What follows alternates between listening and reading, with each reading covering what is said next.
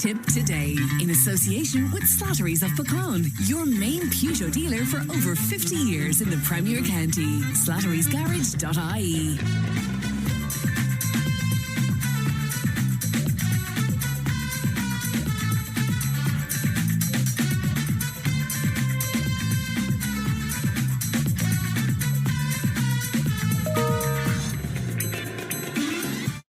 Good morning, welcome along to Tip Today, 1800 938 007. That's our free phone number if you want to call us, and Leanne is producing this morning. We are live from Nenagh.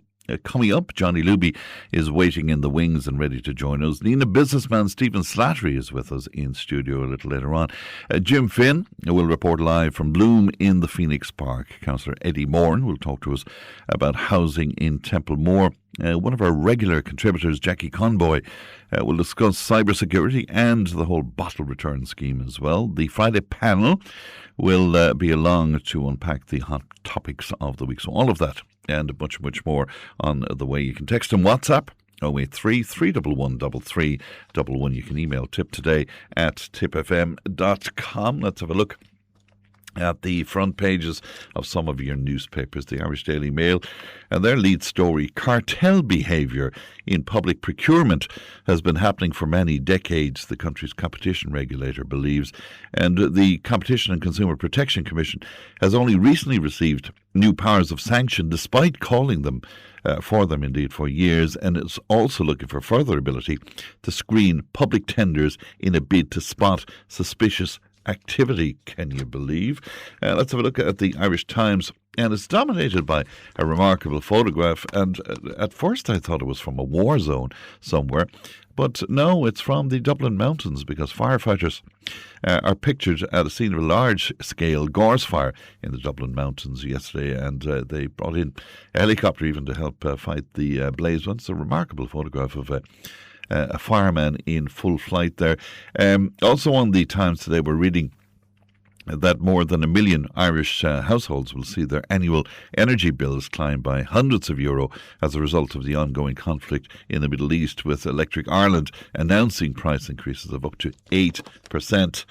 And that's on top of all the other difficulties where the cost of living is concerned. The Irish Independent and their lead story: a mother of two's body was thrown into a river in Clifton in County Galway after she was stabbed to death. And Gardaí believe the victim was lured from a night pass centre. And the body of the woman was discovered shortly before 9 a.m. yesterday along a river there near the Waterloo House IPAS Centre in Clifton. And the poor lady, she had two children, aged 7 and 9. Now, a man who was known to the woman was arrested and, I believe, being detained as well. The Irish Examiner, and a lovely photograph indeed from Bloom on the front of the Examiner today. We'll be speaking to Jim Finn live from the Phoenix Park, in fact, a little later.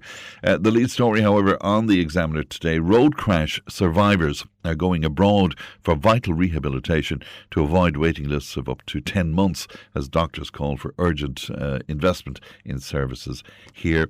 Also reading on the Examiner today that Aer Lingus pilot representatives have voiced significant concerns over comments by the new Director of Flight Operations about the future of its Cork base. And also, a rather worrying one on the Irish Examiner today, that health authorities across the country have issued a joint warning to festival goers about high-strength ecstasy and new synthetic drugs that are available as well. So let's look at what's making headlines and making front pages on your newspapers today. Do you want to make comments on any of that? 083 311 3311. It's time for Johnny Luby. Good morning, Johnny. Good morning, Fran, and good morning to the listeners of Tip FM. I have to start by saying hello to you from somebody I met in Alvor in Portugal last week, Johnny, because I was minding my own business outside of a little church. I was having a drink there, and I had a T-shirt that had a little logo that said Tip FM, and this guy with a northern accent called me, and he said, "Hey," he said, is that Tip FM radio?" I said, "It is." And he said to me, "Do you know Johnny Luby?" I said, "Oh, for frick's sake." I said, "Really?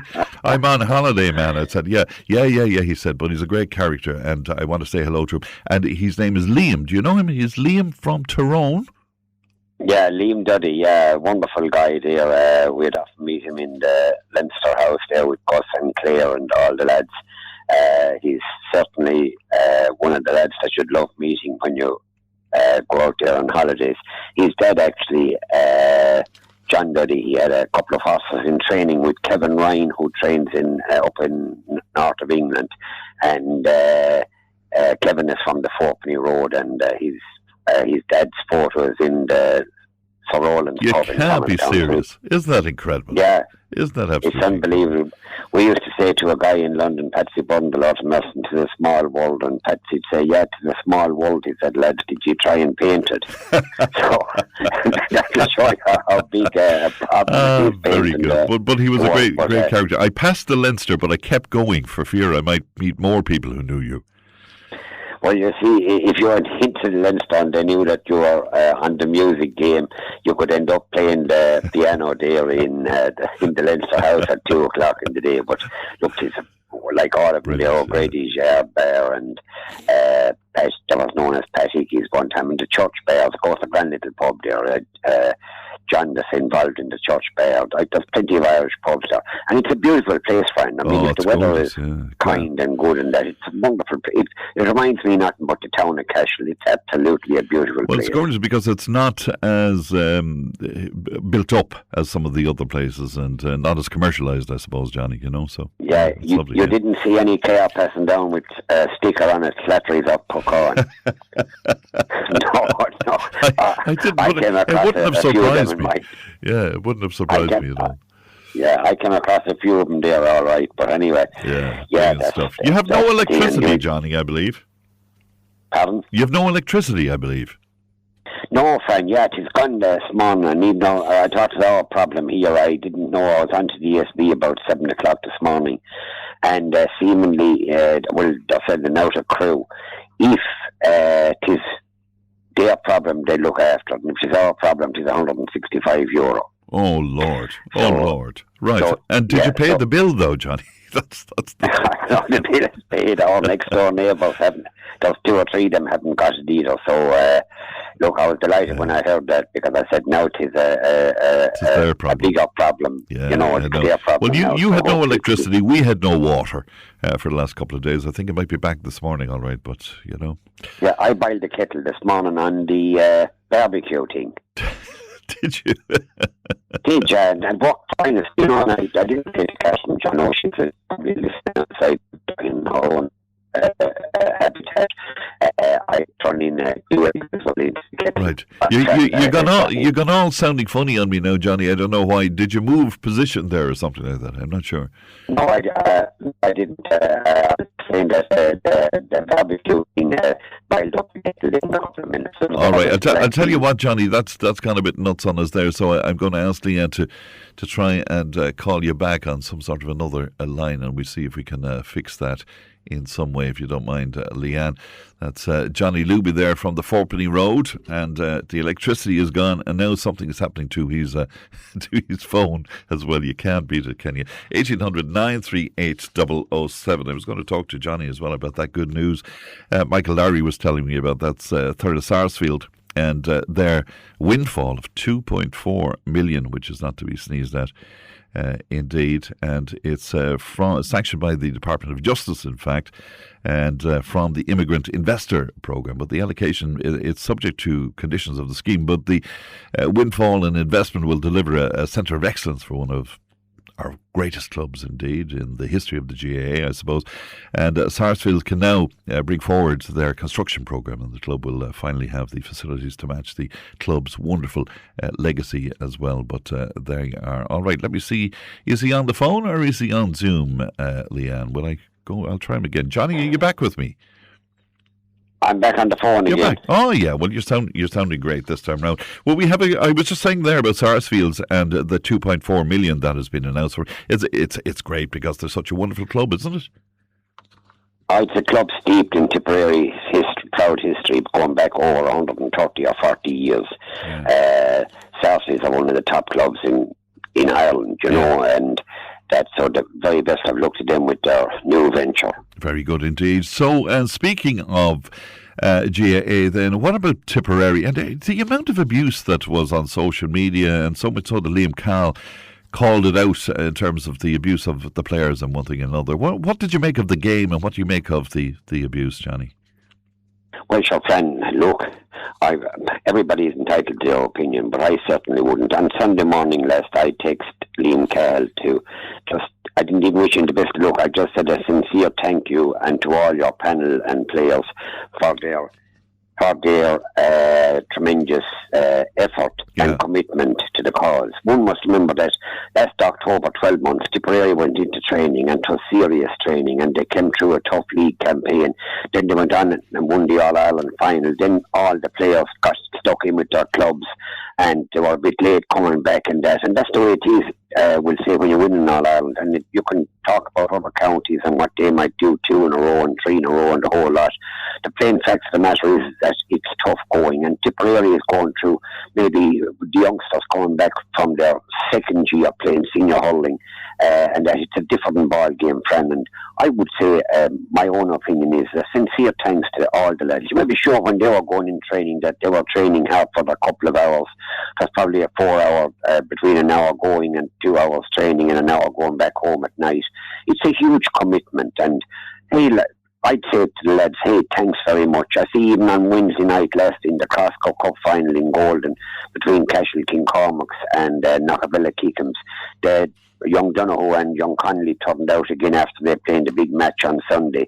And that kind of commitment will go on the whole season. So I certainly wouldn't knock them. I would prefer to say, lads, hey, sincere thanks for your heart and commitment and your dedication to the thing.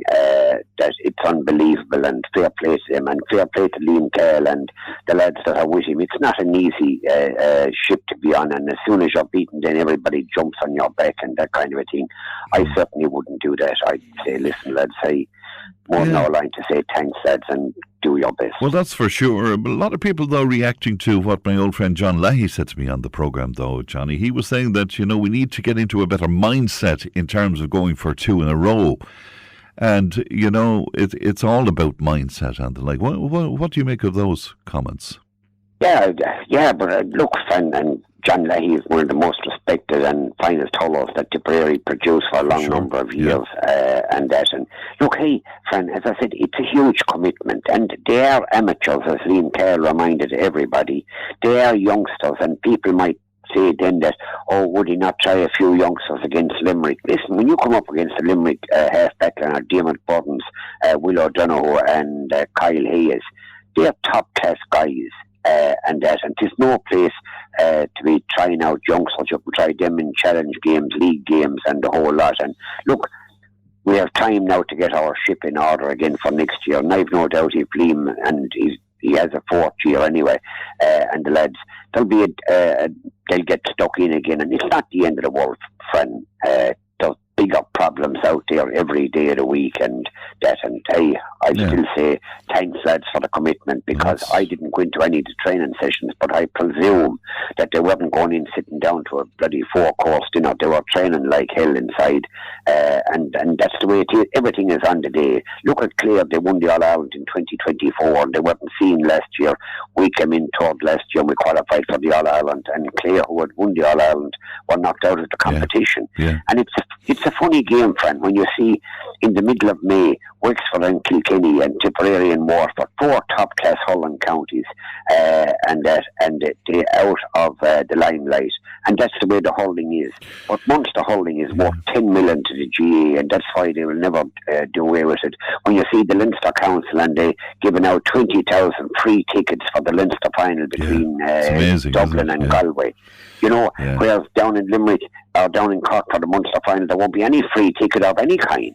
Yeah, you won't be able to get any kind of a ticket. What do you make of that, by the way, the Munster final? What do you think? Well, it's Limerick and Cork. It should be a fantastic game. It's down in Cork. Cork, of course, will become with all guns a-blazing. Yeah. But Limerick are a superb team. There's no doubt about it. I have to say the 3 L's, Leinster, who are beaten last weekend in the Cup final, Liverpool, who are going through a rough spell, and of course Limerick, they keep the L's flying. They're wonderful players. When you look at Adam Gillane and Garrod Hegarty and O'Brien's and them, the Morrissey's there, and that it's unbelievable what they're doing, and you'd love watching them. They make Howling look simple, and it's a sign of a great team, the likes of Keane, Lynch, and all those lads, and that my own opinion is I think Limerick will win the All-Ireland again, and that Cork will have the unenviable record of 3 losses in a row. But look, it's up to themselves to prove Johnny Luby wrong.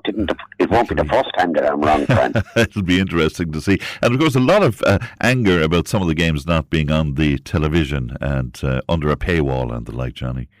Yeah, well, I think it's an absolute scandal that the cameras were in Limerick last Sunday and that they couldn't show the bloody match. Yeah. There was no GA go. They wanted everybody from Tipperary to go. They got almost 30,000 people in for the Limerick game, and I've no doubt maybe 20 or 25,000 were there support. I didn't go into the match. I listened to it, and only for Tipp FM we hadn't a clue what was going on.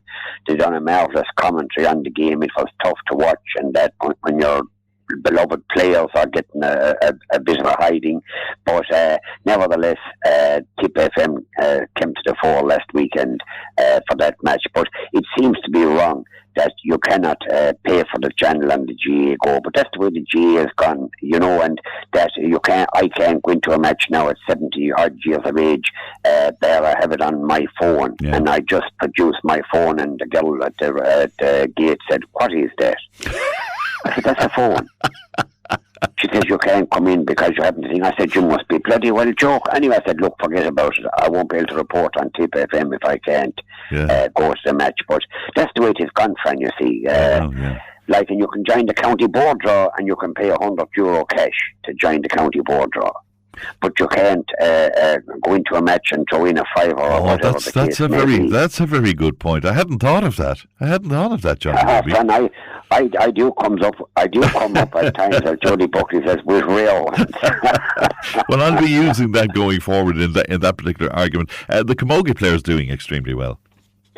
They are, yes, and having won the Munster final, they got a very tough draw for the All-Ireland Camogie campaign. I think Galway, who are maybe the All-Ireland champions, Cork and Waterford are in their group then of 4. But look, they're training very hard, and the very best of luck to them. And of course, last weekend then Tipperary footballers travelled up to the north to take on Antrim. So it's going to be a tough, hard game, and like they were beaten by maybe 4 or 5 points. They put up a very good show, but again, friend, they have to travel again for the next round of the competition. That's against Wicklow over in the Garden County, and the record against Wicklow isn't too bad, but having said that, they're still in competition, so the very best of luck to them. Very good indeed. God, the clock is really against us. We better rush through the rest of the stuff. Horse racing, Johnny. That's right. Well done to Ballydial and Coolmore. They won the 2 big classics last weekend in the Cllr, the 1,000 and 2,000 guineas. And of course, our next door neighbour here from the Fourpenny Road, Paddy Toomey, he won one of the big races as well, and well done to him.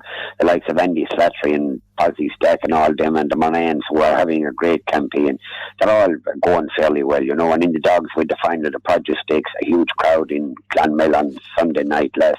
I think there's over 40,000 in prize money. And our buddy of yours, Michael Donovan in Tiptown, won the Produce Stakes, and heartiest congratulations to him. Many congratulations. Great, yeah. And Ulster were beaten in the Rugby Cup final on the Friday night, and Leinster got beaten by the Bordeaux Bagels on the Saturday. They put up a good show, but obviously not good enough. And one would have to say that Munster are out again tomorrow.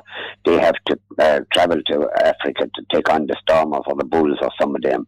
Tonight, and of course, the Golden Festival, the dog show is on at 6 o'clock, and Timber Auction at 8 o'clock. With the weather about 6:30, and with the weather we're kind of getting, I've no doubt Timber will be make its money there, but Michael Fitzgerald is the auctioneer.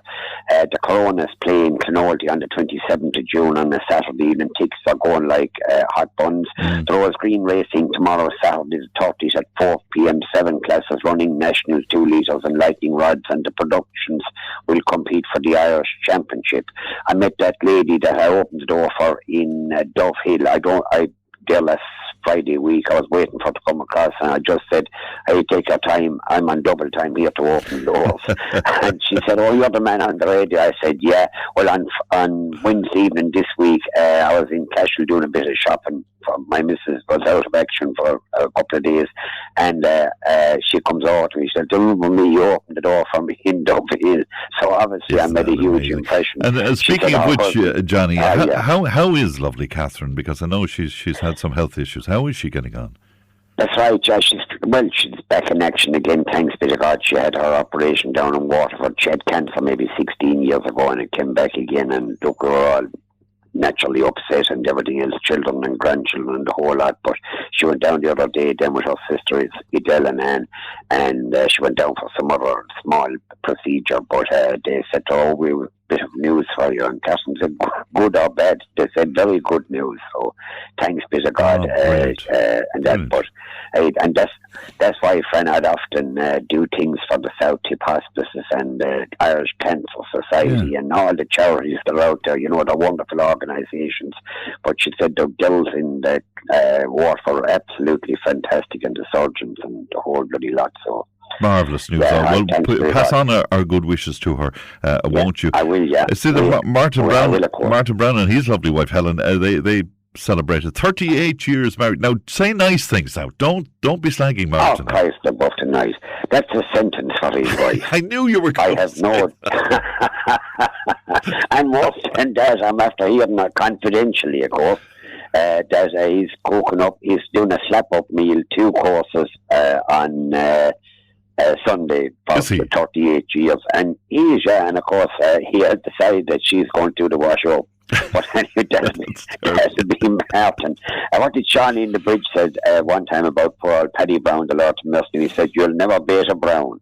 They're very hard to beat, he said, in any kind of an argument. But anyway, well, Andrew Luby said yesterday when he heard about the anniversary, he said he gave advice to Martin: don't bring her flowers, he said, bring her a medal. Which I thought, poor Martin Brown gets an awful slagging on this radio station. A crowd rang me last night there, the Moorhaven. I think you were out involved there last year with them. They were a wonderful organisation in Tipp Town there. They got money through the JP McManus Fund, but they have to do up their house and that. And they have their golf classic on the 4th and 5th of June. Tee boxes or teams would be greatly appreciated. They deal entirely for the whole county. It's 7 days a week, and that I think they'll be looking at maybe providing over 1,600 beds this year to people who need them. So the website is the Moorhaven website, or Tipperary Golf Club, for the 4th and 5th of June. Excellent. And of course, yeah, we did a piece with them during the week. Yeah, did you meet Phil Prendergast recently? That's right, unbelievable. Dr. Phil, I called him. Because I was above at the counter. We were having a quick drink. I was going in to see the brother next door in the Rathkeevan Lodge, or in the Rathkeevan nursing home, a wonderful set up there behind Barden Lodge. And of course, I think I met Elaine there in the Barden Lodge. They're 25 years this weekend. I think they have a big weekend, and later on in August again they have another big day. But Phil is a wonderful lady with her agony column. Yeah, do you think she'll be able to sort out any of your problems though?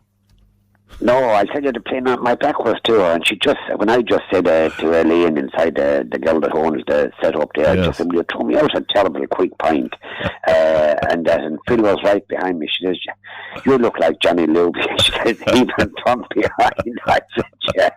So I knew her 40 odd years ago when we were in the maternity wards in Clonmel, and that she was a wonderful lady, and a great woman friend for the crack. I love that when you say we were in the maternity ward. You were nowhere near the maternity wards. I want to. Well, I wasn't. I wasn't. You won't believe this. I was above in Sharks, waiting for the arrival. But anyway, I left immediately. The Dordons are playing. Yeah, sorry. Go on, John. The Dordons are playing in Hickey's Pub Tullis on this Sunday evening, the 31st of May at 6 o'clock.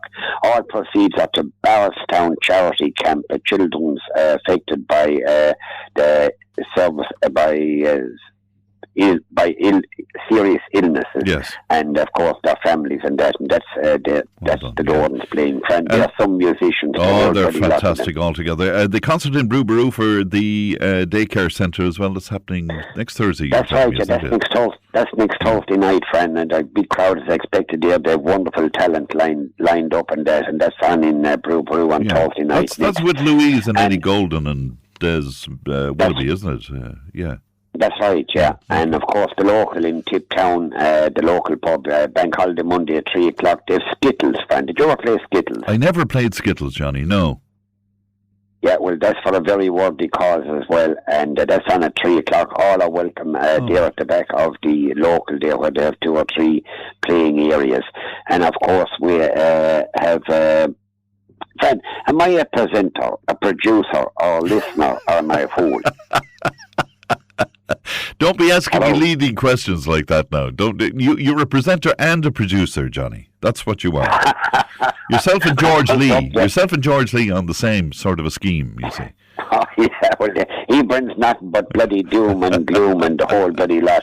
But anyway, friend, DSP going up is unbelievable by 7 and 8%. And that, hey, they're making millions.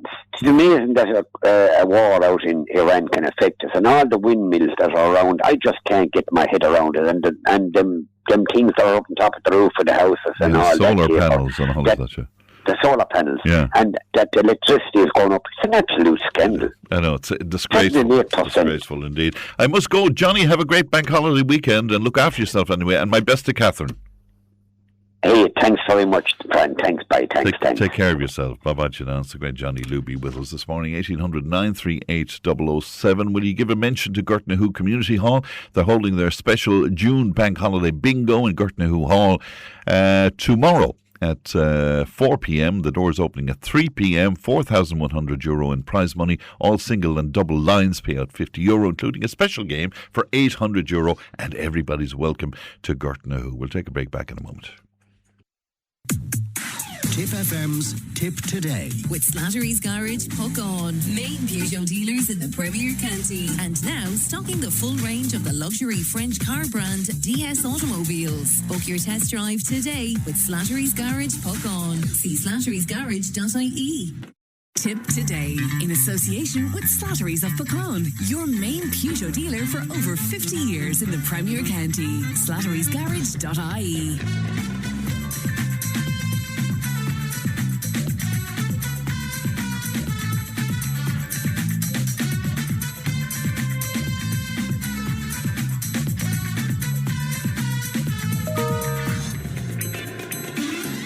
And you're very welcome back to Tip Today. Now, Slattery's of Nenagh, the well-known family-run store on Pearse Street, has been at the heart of the town since 1946, can you believe? And tomorrow, the business will celebrate their 80 years serving the people of Nenagh and the surrounding community with a special day of celebration and great discounts in the store and all of that going forward as well. But I'm delighted that I finally coaxed Stephen Slattery into the studio to have a chat with us. Good morning to you, Stephen. Good morning, Fran. Good morning, all your listeners. This is a long time coming. You and I have been speaking about you doing this for quite some time, but 80 years, your dad started it all off, John Slattery.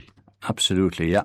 Fran, actually, 1926 he started work in Nenagh in another store, so it's actually 100 years this year. Is it indeed? And in 1946 he came across with his sister who worked with him in Robson's, and they started up on the 10th of May 1946.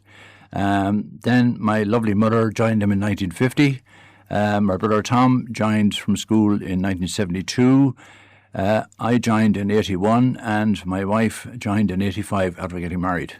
Isn't it incredible? And right through those years, I mean, have you experienced huge loyalty from the people of Nenagh? Absolutely. I always tell the story to some people who ask that question, that my brother actually carpeted a house down in Roscrea for this lady. 20 years later, he carpeted that house for her daughter, and 20 years approximately later, for her granddaughter, he put down some timber floors in the same house. Isn't that amazing? Yeah. Absolutely amazing. Tell me a bit about John, about your dad, because he sounds like a remarable man, a guy with great forward thinking. And a guy that never put either of us under pressure to join the business. I don't know, he had a lovely mentality, he had a lovely way about him, and we just both fell in love with going with him in the car and in the van as delivering. And he was just an easy guy, never put us under pressure, never expected anything of us. And he was a great guy. But absolutely. to develop that kind of a business post-war, Sure. because I presume you would be importing furniture as well. And stuff. And actually, would you believe back then, oil and diesel or petrol, whatever, was in short supply. And I actually have some of the vouchers which he had to use to get a certain amount every week. And he couldn't get any more than that voucher would tell him for the week.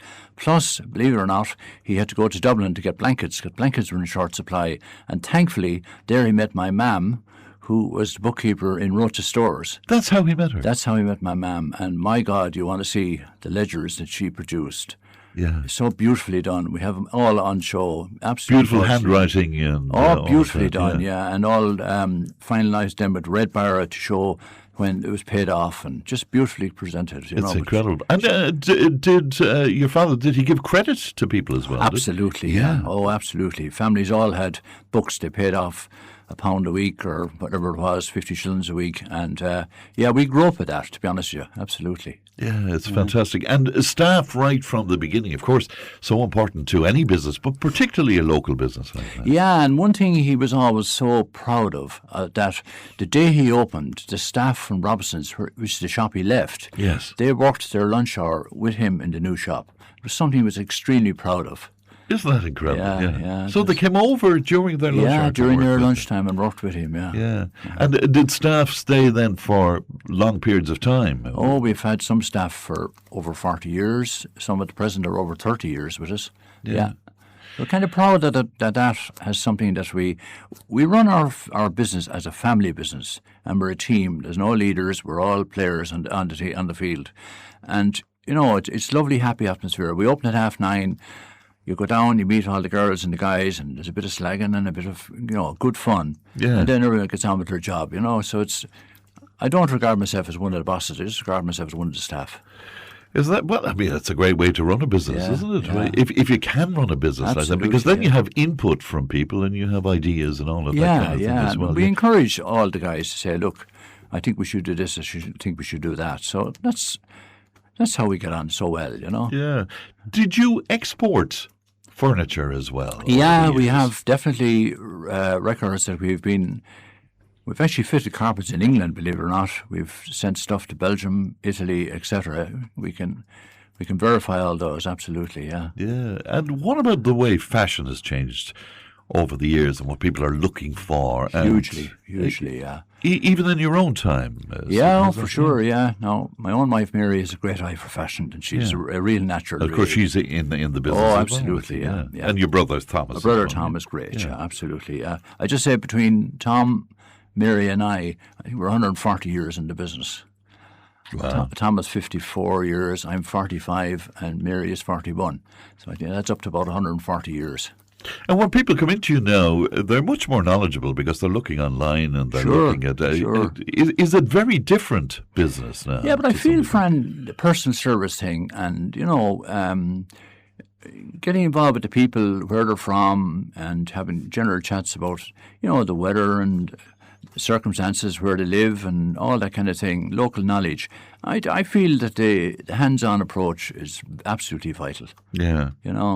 Of course, online is a big thing, and we're a bit slow at that, but we'll get there eventually. But no, we've, as you said yourself, we've fantastic loyalty from families, 3, maybe 4 generations. But it's still very important for people, I think, to be able to go into a shop or a store and meet the owners. Yeah. I think that is so important. And we're losing that, aren't we? Absolutely, absolutely. No, we're hands-on. We have a rule, unwritten rule, that at least one of us are in the shop at all times. More than likely, at least 2 of us are there, and very, very often the 3 of us are there.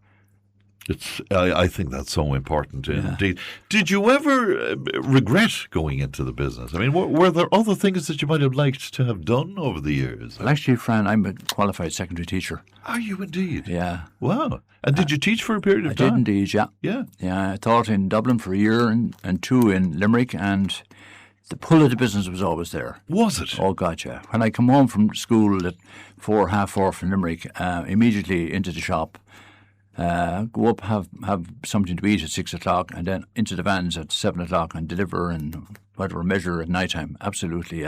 All summer holidays, Christmas holidays, Easter holidays, the shop was number one. But never, ever put under pressure by my parents, ever. Yeah. To. That's very interesting indeed. And it was more exciting than teaching, because I suppose every day was different to some I actually people, loved both. Did you? Yeah. Yeah. My biggest problem was in 1981 to make that decision, and believe it or not, it was an aunt of mine, my dad's sister, unmarried sister, who said to me, what was I going to do? And I said, I can't make up my mind. And she said, your dad won't rest until you come back into the business. And there and then I said, I've just made up my mind. And was he absolutely delighted? I came back into where we lived up over the shop, and I went up to him and I said, Dad, I've just made a decision. What was that? I said, I've just decided I'm coming back to the business. And he turned, and I get emotional when I think what he said. He says, I'll sleep well tonight. Wow, isn't that lovely? So that was the ultimate compliment, really. Isn't that lovely? Yeah. And as you said, no regrets about it whatsoever. No. And what about the going forward? I mean, is your own family interested in the business? But that's something to look to in the future, really. Yeah, we'll see how that pans out, as I say. Yeah. I want to talk to you about how you're going to celebrate and all of that, but I need to just take a break. So will you just stay with me, Stephen, for a moment? Sure. 1800 938 007.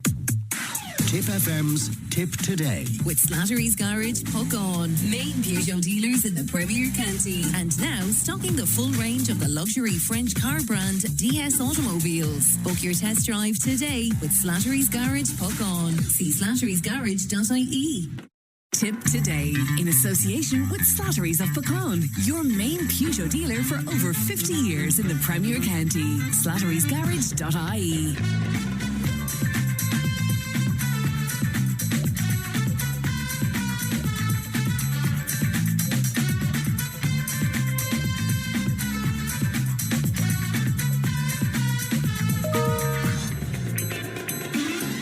Welcome back to Tip Today. Welcome back to our conversation with Stephen Slattery, because Slattery is celebrating 80 years of serving Nenagh and the surrounding area.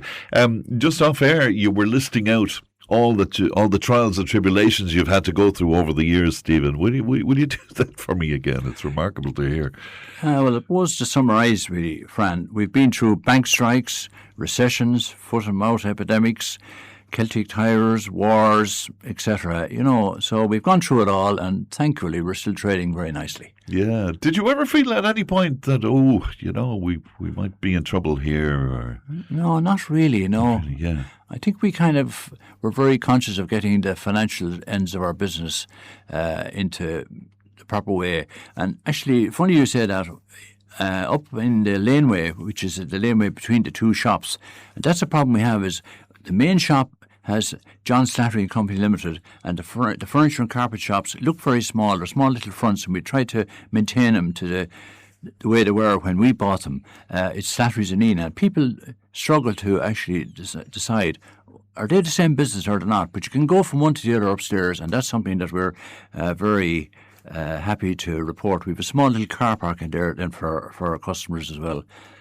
But my train of thought there got lost for a second. Well, it's all the same business, yeah. Yeah, I remember saying to my dad, there's two little stores up that lane. Dad, why did you not buy those two stores? Because they were very strategically placed.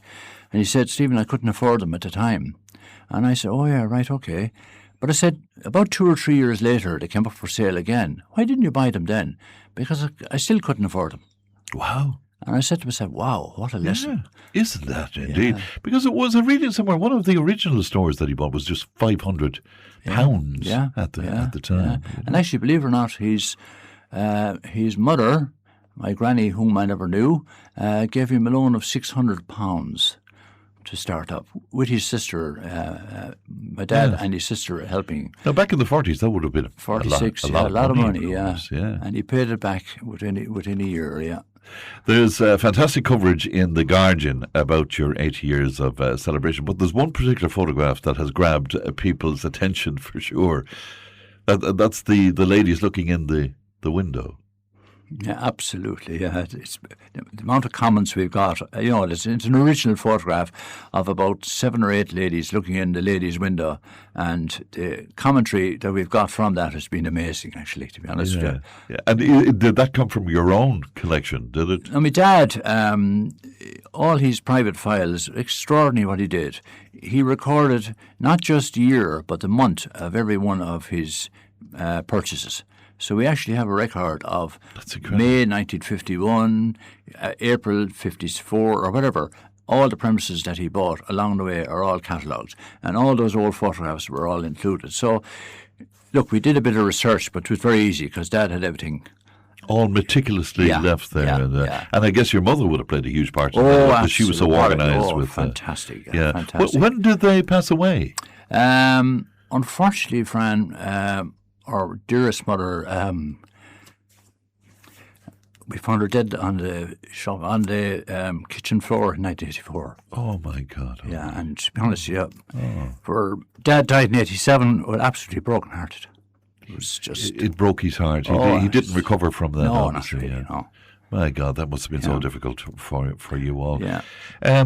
On a happier note, over the coming weeks, then I guess you'll celebrate in some fashion, and you have some discounts for customers. Yeah, we have indeed. We have a lot of special offers in furniture store, and we're giving 20% off everything in the ladies, gents, and kids wear and household departments. Yeah. Which is great. So great opportunities for people there. One of the many things I love about Nenagh is the camaraderie, I think, between businesses and even between local politicians as well. And first time I met you with that infamous breakfast meeting that used to happen with our mutual friend Hughie McGrath as well. That sort of camaraderie, is that important? Absolutely. And my dad always said that Nenagh was a stranger's paradise. And I think we have always been known as a very friendly town. Yeah. If you ask people, very often on a Saturday in particular, people come into the shop, clothes shop or the furniture shop, and I'd eventually start saying, where are you from yourselves? And they might say, we're from Kildare, Newcastle West, Tullamore. And I always say, why did you come to Nenagh? Well, we were told by friends of ours, great town to come to. But one thing we always noticed about Nenagh since we come here, everybody's so friendly, everyone's so laid back.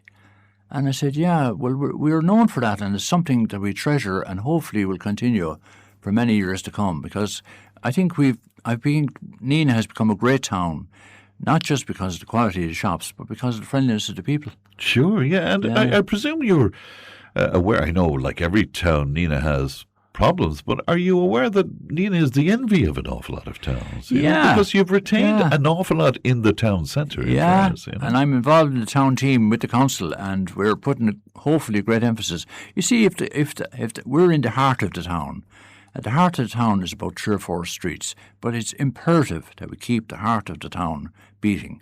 If we don't look after the heart of the town, we're going to end up like towns like around the country that have died. And we're intending not going to let that happen, Yeah, I mean, we see across the road new businesses opening in the centre of town, which is and fantastic. You might say to me, when you see another clothes shop opening or you see another furniture shop opening, I say, great. Yeah. Let's open all the shops. Let's have the place looking well. If we have dereliction on the main streets, people start to say, Nenagh has gone down. It's not the town it used to be. That's why, and I often say this to customers, one of the great things that Nenagh has is 3 things that you really need: shoe shops, clothes shops, and coffee shops. Yes. Why is that? Because women love shoes, they love clothes, and they love coffee. Yeah. And women spend money. And we thankfully have those 3 elements in Nenagh. Which is great. As a businessman, and again with, all that experience over the years, is it difficult to stay in business? And I'm thinking of cost of living, rising costs of running a business and the like. Is it getting difficult? Yeah, there's no doubt about it, yeah. But I suppose from our point of view, we're kind of hands-on, and I go back to the loyalty thing. We have so many people that we're seeing year after year. Then the mother comes in with the young daughter, she's getting married and all that kind of thing. So we've just fabulous loyalty, through our staff, through our customers, through our friends. I just think loyalty is a big thing in our business. Well, for sure it is indeed. Do you feel, are you fighting a sort of a battle, though, because, all these big brand names selling the produce that you're selling, but you're hanging in there with the family business. Well, Is that tough? I suppose we shouldn't use the word fight, but we will fight on. Yeah. Absolutely. We're determined. 80 years, very proud of 80 years, but we're certainly not throwing in the towel, that's for sure. Well, it's excellent to know. So it's an open invite there for Absolutely. all your old customers and new customers as well. Everyone is welcome, yeah. There's no invitations to anyone, there's invitations to everyone. Very good. And specifically tomorrow, what exactly is going on tomorrow, hopefully we'll have some little celebrations in the front of the drapery, a little bit of each, some drinks, etc. And everyone is welcome, absolutely. Very good indeed. Well, I've often spoken to you about coming in to chat to us about the business. We finally get you, and we're delighted. Many congratulations to you and your family. Thanks, Stephen. Thanks very much. And if I could say something, just one thing. Of course you can. I'd just love to thank the staff, the customers, our family, and Tipp FM, Paul, Leanne, Catherine and yourself, Fran. You've been fantastic to us. You're very kind indeed, and always happy to see you, Stephen. Thank you. News and information is on the way. We are live from Nenagh today. Tipp FM's Tipp Today. With Slattery's Garage, Puck On. Main Peugeot dealers in the Premier County. And now stocking the full range of the luxury French car brand DS Automobiles. Book your test drive today with Slattery's Garage, Puck On. See slatterysgarage.ie. Tipp Today, in association with Slattery's of Pecan, your main Peugeot dealer for over 50 years in the Premier County. slatterysgarage.ie.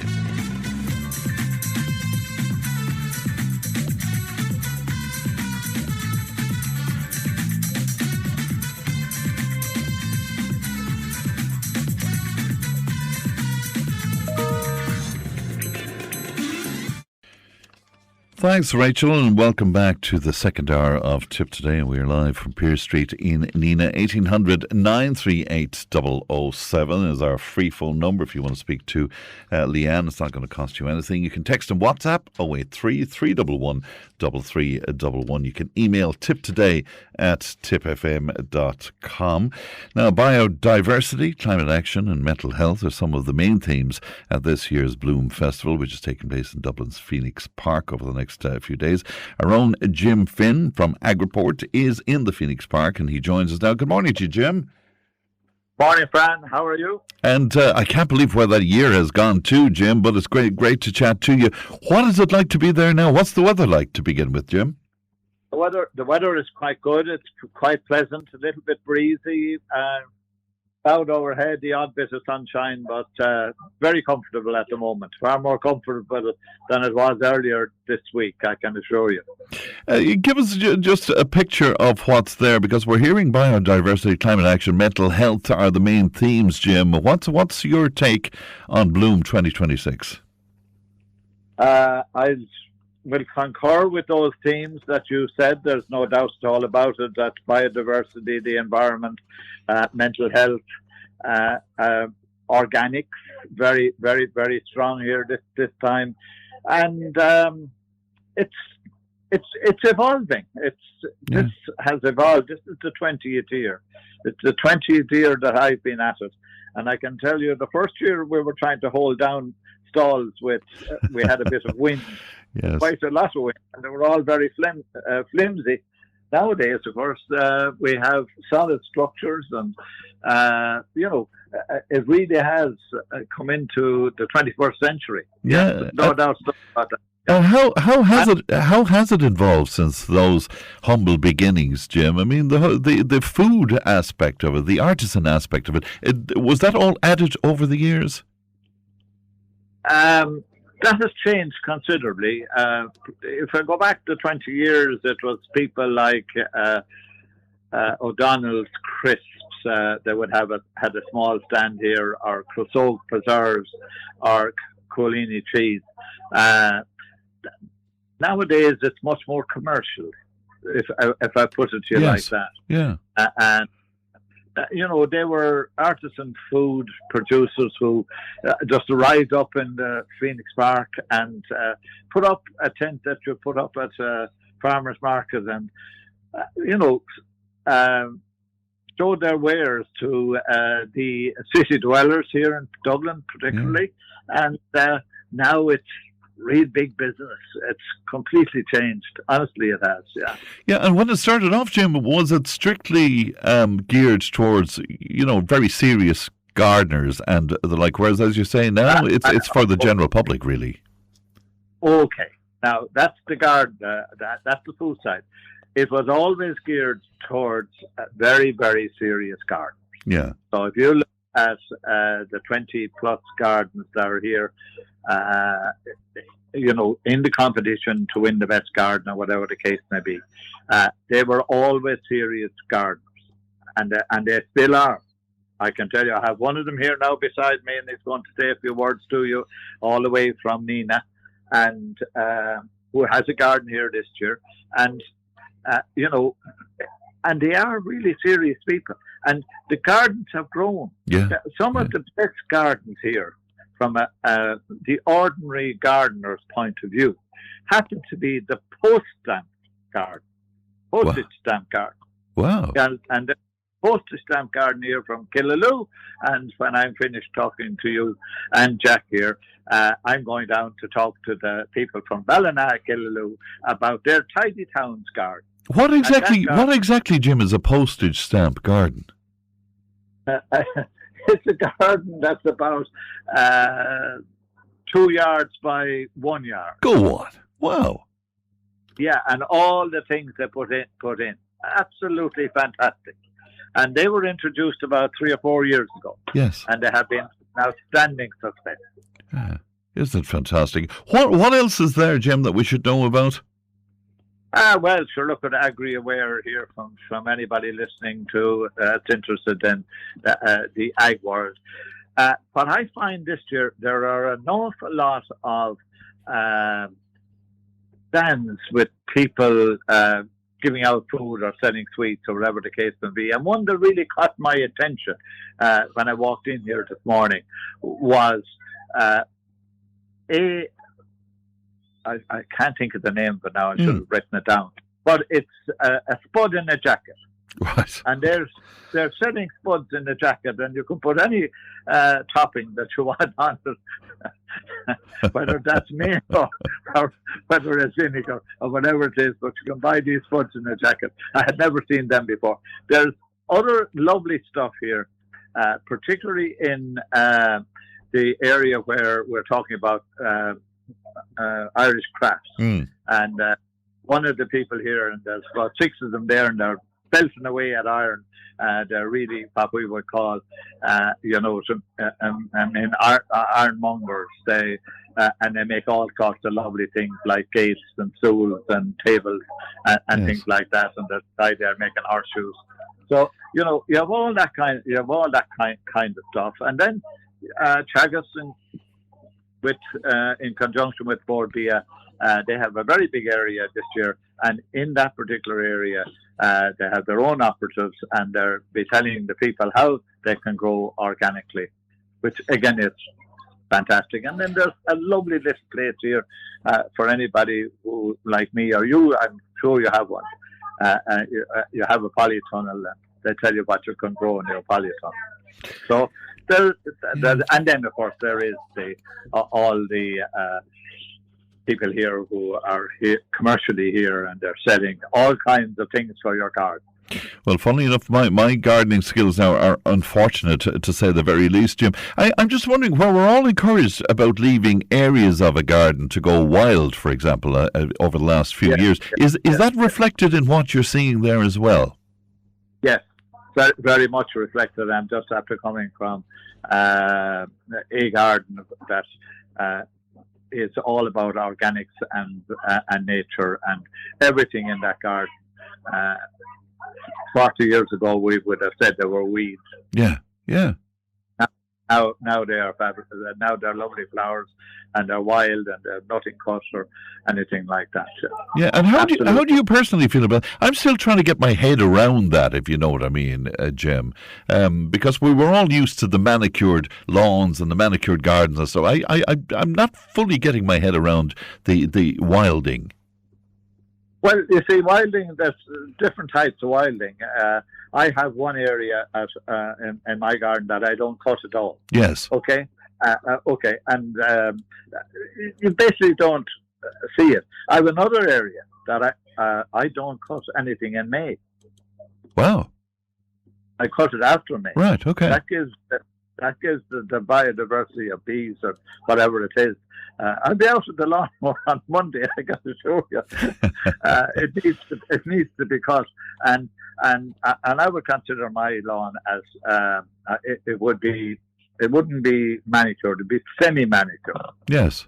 Yeah, and a lot of people going for that particular look. You're going to introduce me to Jack Donovan, are you?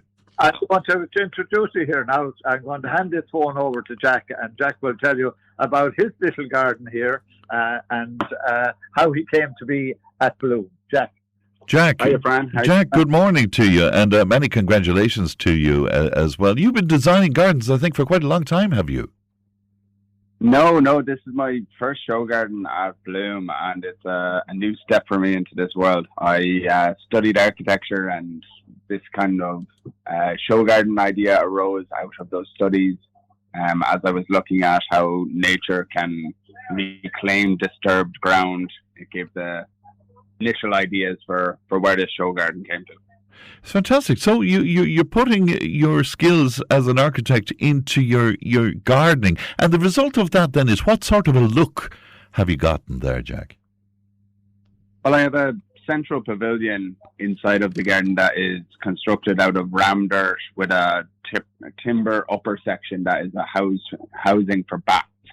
And then along the edges of the garden, I've used reclaimed material in reclaimed tarmac and concrete as stepping stones that work through the garden with a naturalistic pathway.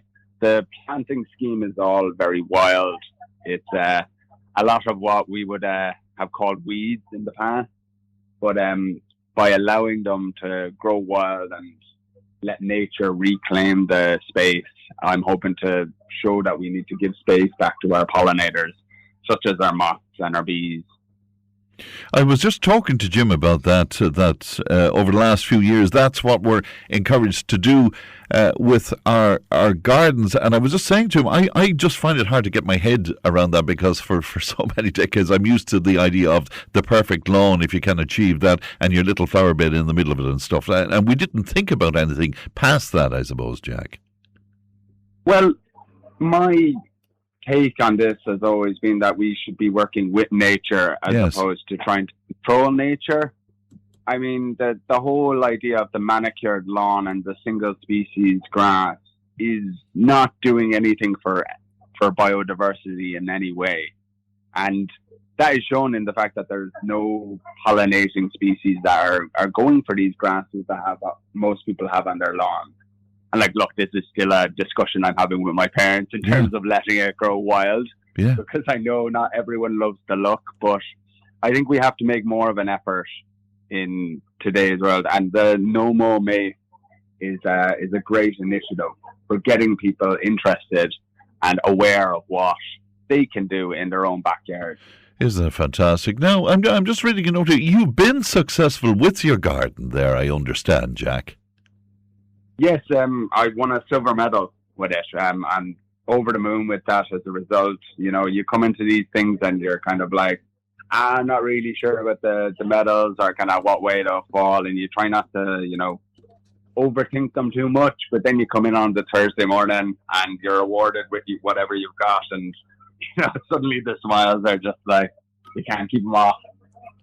Well, I'm sure, many congratulations to you. Can you take your garden to other festivals then and enter in other things? Particularly, I'm thinking of overseas, possibly. Well, there are definitely elements within the garden that are that there's potential to be dismounted and erected elsewhere. I am looking into the idea of show gardens further afield and further, but at the moment, I'm just kind of enjoying the few days up here at Bloom and getting to meet people out and about, and we'll see what way things fall next week and beyond. Well, again, many congratulations to you, and thanks for taking time out to talk to us today, Jack, and thanks to our good friend Jim Finn there as well. And that's the two boys there, live from Bloom 2026, 1800 938 007. The text and WhatsApp is 083 311 3311. As ever, we're always delighted to hear from you. Now, I think we can move on, as far as I know, Leanne, without going to our ad break. Yeah, because last year Cllr Eddie Moran spoke to us on the show, and at that stage he announced the construction that was set to begin on new houses in New Row in Templemore. And Eddie joins me now. Good morning to you, Eddie.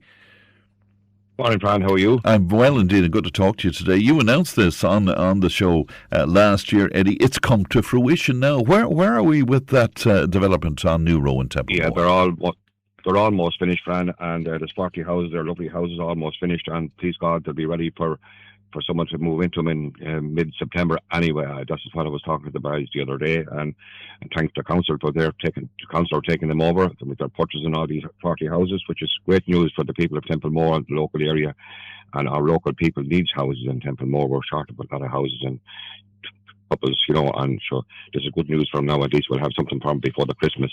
They'll be in by end of September. This is what I'm hearing from all the top people anyway. It's great news for sure. And the makeup of those houses, the kind of houses, Eddie, just to remind people. Yeah, there's 12 one-beds, and there's 22 two-bed houses, and there's 4 3-beds and 2 4-bed houses in the town there, just up from the graveyard there in Templemore, at the back of our Sacred Heart Church there. So it's a lovely area. It's not too far a walk from the town, and everything is nearby. And for local people, it's great. We need houses for our local people in the town anyway. And I'm delighted this has come to fruition with the council, and they're going ahead with them. Please God, yeah. And how are the houses allotted? Have they made that decision yet? No, oh God, no, they haven't, because the contract has only just been signed and all that kind of thing for the council to purchase these houses, and they have purchased them, and they'll be a while before there won't be anything allocated on such time that the houses are completely ready, because you can't put people into estates when it's not fully finished. Right. You know what I mean? With safety. So the roads have to be done out last. That's the last thing they'll be doing, is the roads out along, because the heavy lorries will be gone finished there, and they'll be getting ready for all the light work there. And how does it work? Because I'm at odds to understand it fully, Eddie. Are people taken off the list then? Is that the way it works, the housing list? Exactly. Yeah, there's people on the list there for good few years. You see, there's young couples there, and they have no house, nowhere to stay. And see, these people are working with small wages, and they can't get loans, as you know. And then there's people lost some jobs there in our factory in Templemore, and they're looking for work, and they can't get work locally. And at least if they get a council house to keep them going, because it's impossible to get loans now to get a house anywhere, and it's hard to buy a house anywhere now with the way things are gone in Templemore, and every town is much the same. For sure. Will there be any chance, though, for people to downsize from, say, if they have a council house that has 3 or 4 bedrooms or whatever, down to the one bed? And transfer, probably, yeah. That happens all the time anyway. You can put in a transfer, because it might suit both couples, if you know what I mean. It suits both couples if they want to get maybe when a family wants to move into a bigger house, and they move up to a smaller house, Yeah. Exactly. Yeah, that's a good idea, for people that does that, and that does happen regularly. So that's a possibility. Provided you're in the house for a couple of years, Yes. You do have news of another housing development, I think, Eddie, do you? Yeah, there's a 56 house development going ahead in Cllr and Templemore. Well, it's just not going ahead. There's planning just got in for it in the last couple of weeks. So it's on the local papers this week anyway. And I just welcome that planning. That's great for Cobb's development company is the crowd that's doing it. He's a local man, a great man to do some works, and he's very busy. And it's another house, 56 dwelling houses there, just Cllr, just outside the Clonmore Road. Turn to the left there, just before Gray's Funeral Home is up there. Yes, lovely place, and there's no distance from the town either. And this will be a great boost for the town. They're massive. And they'll be private houses, will they? They'll be private houses, yeah, they'll be sold. And probably a lot of them will be sold off. If they get planning, a lot of them will be sold off the plans. Usually that's what they do, you know, when they, you know. So it'd be, please God, it'd be great. Right, great news for the town. For sure. That's good news. But before I let you go, can I talk to you about bad news in some way, which is the problem of speeding, and you're having a lot of issues there around that Duncarron Road there in Templemore, Eddie. What's that's gone on a long time. I was on to you about it before, and fair dues to the council. Now they came to me last week, and they have our engineer Thomas Duffy has set up. He's going to put up some speed lights there for me now. They know exactly what people are doing. Speeds they're doing, you know, flashing lights. Yes, they're going to be put up on the Duncarron Road, and that's badly needed because there's a lot of houses out there with young families in them, and they're coming in. That's a very, very busy road. It's a Duncarron Blackcastle Road. It's called the Blackcastle Road, really, you know, but it's a Duncarron Road. And that's, it's, you know, the families out there will be thrilled with that. That's an awful road, busy all the time. You know, there's people coming in and out of towns and people going out that way. You know, and since the road, the lateral road has been done, it has got busier. People are going that way now. They're getting, you know, it's quicker to get to the offices in Nenagh. You know, and so it's evening time and morning time. It's very, very busy there. So it's great news for that. And the town car park there, just at the Duncarron Road as well. That's been upgraded. That money got for that. He told me that at the meeting last week as well. So please God, that'll be done up there. There's a car park just there as you go to Duncarron Road to the right hand side as you go into the park. And for elderly people, it'd be great now. They just get out of their car. They can go walk. You know, it'll be tarmacked, and it's tarmacked the whole way in anyway with footpaths. You know, down along into the park centre. You know.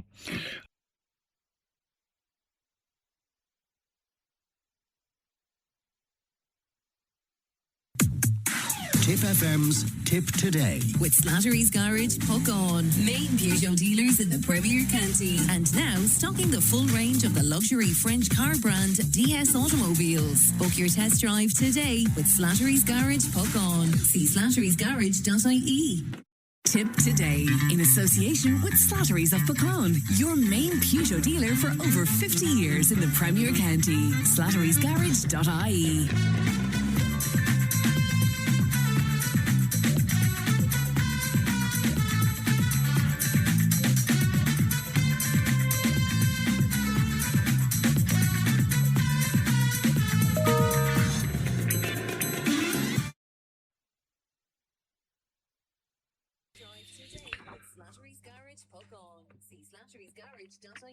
Welcome back to Tipp Today. Let it be joined now by one of our regular contributors, Jackie Conboy. Good morning to you, Jackie.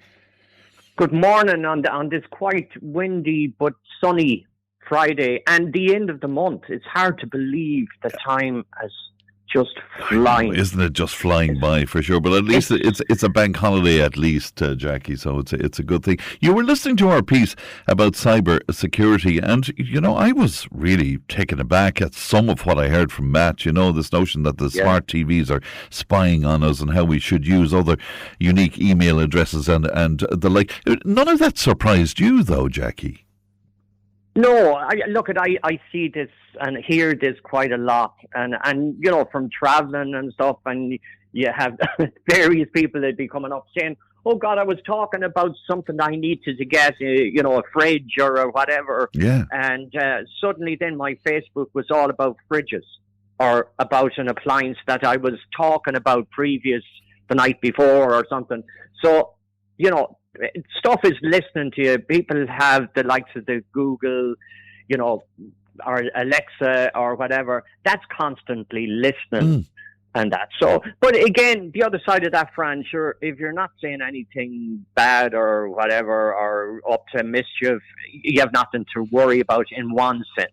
I suppose, but it's just the whole, like, you see, you're a real techie guy, Jackie, by the nature of your work and stuff, so you would be aware of this, but there's a lot of people out there who might be having very private conversations, and, you know, as you say, there are microphones listening all of the time. Yes, all of the time, and if you take WhatsApp and, you know, Messenger and all that, I do use them, but Signal is something I would use if I needed to have a private conversation, and even some of our politicians would use Signal because of that they can't.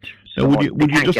I know Matt did explain, but can you just explain that again? This is to replace the likes of WhatsApp, I suppose, or iMessage or something. Is it? Well, Yeah, it is, and it was set up by one of the guys who created WhatsApp, and that. So it's encrypted and that, but anything can be hacked. Yes, but some are more difficult than others, and Signal would be one of those. That you'd be inclined to use. If you're dealing with some sensitive stuff or whatever. But generally, a lot of people aren't aware of Signal because it doesn't get really advertised as much as WhatsApp or Messenger, or Snap. I'm ashamed to say, Jackie, I wasn't aware of it at all. One of the things, though, that really interested me about what Matt was saying was that all the smart TVs are spying on us because they're taking pictures or taking screenshots, I suppose, of what's on the screen every 15 seconds or to 2 minutes. They're using it to gather information, I guess. Yeah, they are. And it kind of opens up another can of worms in relation to data centres. And, and then you bring that on to Electric Ireland putting up their electricity by 8%. Yeah. Now, if you kind of do a bit of digging in, a lot of the issues got to do with our supply and the fact of the hikes and that it's got to do with data centres, because someone has to pay for that, because they've now got to the stage where they're taking as much electricity as urban Ireland. So they're up equal, if not further, than what electricity that all of urban Ireland would in the one go. They're taking as much electricity now, so someone has to pay for that, and unfortunately, we are being hit with that. And this whole thing of TV, smartphones, all of this, this is where it all goes back to the data centers. I was reading earlier on, though, Jackie, that Simon Harris is saying don't make the data centres the bad guy over energy costs, and he was pointing out that the data centres have created, 870,000 jobs and brought in 14.6 billion into the coffers of the government and stuff. So don't make them the bad guy, Jackie. What are you making of that?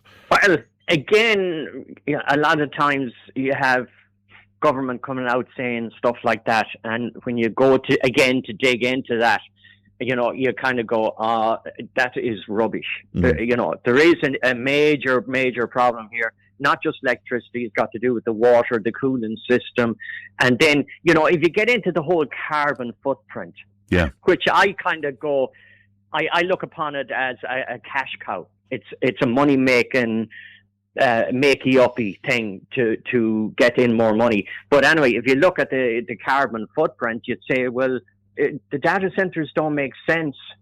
The carbon footprint is huge. And then to run those centres, to build them, you need people, construction, all that kind of stuff. But to run them, you might need maybe 10 to 20 people. So it's a relatively small number of people. But you see, are we not to blame for that, ordinary people? Because we all want our smartphones and we all want our devices and we want to hide or put our information in the cloud, and we want all of this storage capacity in one thing. So we need these centres, do we not, Jackie?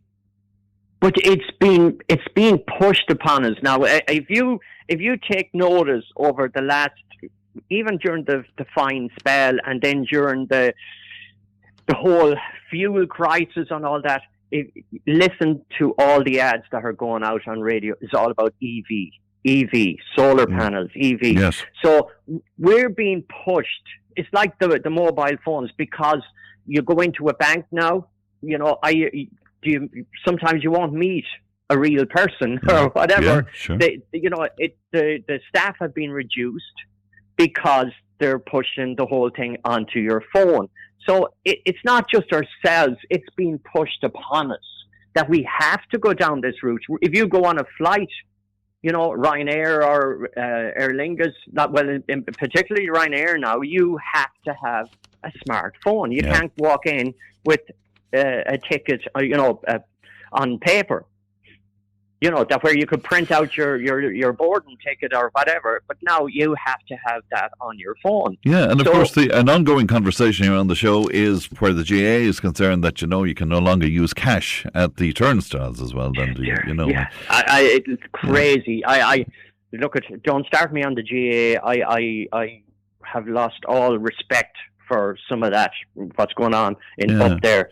But is this not the way things just, is this not evolution? And should we just accept that this is the modern world that we live in, and all of this technology? I mean, it can have its good sides as well. So, is this not just the way things go? Well, let's look at another, bring it down to basics. Look at the return scheme. Yes. As an example. So people, the bottle scheme. Boxer ends up more money or whatever, and so that you can get it back at the machine. But then you have so many people with disabilities and various things, they can't do that, or they find it difficult to do that, or find it difficult to get people to do it for them. Then you have the ticket. If you hold on to a ticket, it fades. So you could end up there going, right, now I must go in with my ticket here and get the few bob back. And then you find that it doesn't work in the machine. Or you bring your big bag of stuff in and the machine isn't working. Or that it's full or whatever. So technology, this thing, it was brought in again as a money-making operation. But they'll tell us, Jackie, that this has pushed the national recycling rate to over 90% and cut litter by 60% and all of that. So for the greater good, does it not work out? Well, okay, I've never used it, by the way. I have to say, I'm ashamed to say, in fact, I've never used the scheme, so I don't know. Okay. Well, I have, and I do, because I end up buying maybe Volvic water or whatever, because there's no lime in it. So the kettle, or whatever, it saves the kettle. But anyway, apart from that, though, you have 5 executives who are asked to what is your salaries? Can you, kind of put out exactly what the company is earning and all that? And they won't give out their salaries at this time. They will not. The CEO, I think, he used to be with Vodafone, Kieran Foley. Right. And what are you reading? What are you reading into that? Well, surely at this day and age, transparency is key. Mm-hmm. There has to be transparency. What are they hiding? Because if they're not willing to give out what someone is making, for which is a non-profit company, and then they will not release.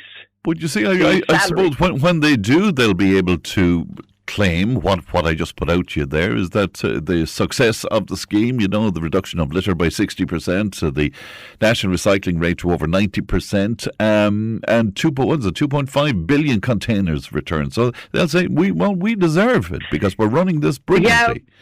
Yeah. But how many times have we heard these things, and then suddenly the whole thing turns around and you find that, hang on a minute, this doesn't make sense at all, that it's not financially viable, but there is a certain amount of people getting a lot of money out of it and make a lot of money out of it. Yeah, it's costing the likes of me because I'm paying the extra, obviously, but I'm not benefiting from the return. Yeah. There's also that issue of bin riding, as they call it, and looting as well. That's correct. That's a huge issue, I believe, is it? It is, and I remember that, traveling in America, going back years ago, and you'd have got, kind of guys going around emptying out trash. Yeah, sure. Cans or whatever, and trying to get bottles or cans and all that. And they'd have one of those supermarket trolleys. Yeah. And they'd be gathering stuff to try and make a few bob. But they'd end up creating more litter. Of course. Yeah. More litter around the place than whatever. But anyway, we're kind of going down the same route. Yeah, but should we see that around the clothing banks and the bottle banks as well in our car parks? And so, I mean, it's mayhem in some cases. It's. It is. I totally agree. Yeah. I'm just about out of time, Jackie. But will you give me a quick line or two on the by-elections, because I know that you're a bit of a political anoretic like myself. You would have been watching. What did you make of? Before I do, a big shout out to Slattery's, because I've often been in and out with Stephen there. Brilliant shop and all that. And another shout out to all the leave inserts, because my God, this is coming up so fast again. And, you know, generally the good weather and all that comes when they have to go in. And always indeed. Always. Give us a line on that. What did you make of it? I think it's totally wrong. If you take, as an example, Noel Thomas, and he had over 10,000 first preference votes. It's the Independent Ireland candidate in Independent Ireland, I mean, to think that Sean he had, 9,000 and something. But yet he won that seat. And that's proportional representation for you, as opposed to the first past the post. That's the way it is, Jackie. It is, but it's still wrong that the man who got the most votes didn't get elected. Yeah. Now, you kind of ask yourself, how is it a case that someone like Noel, you know, and the people who voted for him then ended up having Fine Gael as their next preference? It's kind of it's just very strange, because it's the same as voting for Fianna Fáil. Fine Gael and Fianna Fáil are the same thing. Well, they would dispute that profoundly with you. Dispute all they want, but the you know, on the ground and people, you know, that are looking at this they're all saying the same thing. They do not see any difference between Fianna Fáil and Fine Gael. Jackie, I must leave it there, but it's always a pleasure to talk to you, and always good to hear your points of view. Thanks, Jackie. Look after yourself on the road, and thank you. Thank you. Good morning to you. Thanks. That's Jackie Conboy speaking to us there. Let me take a break.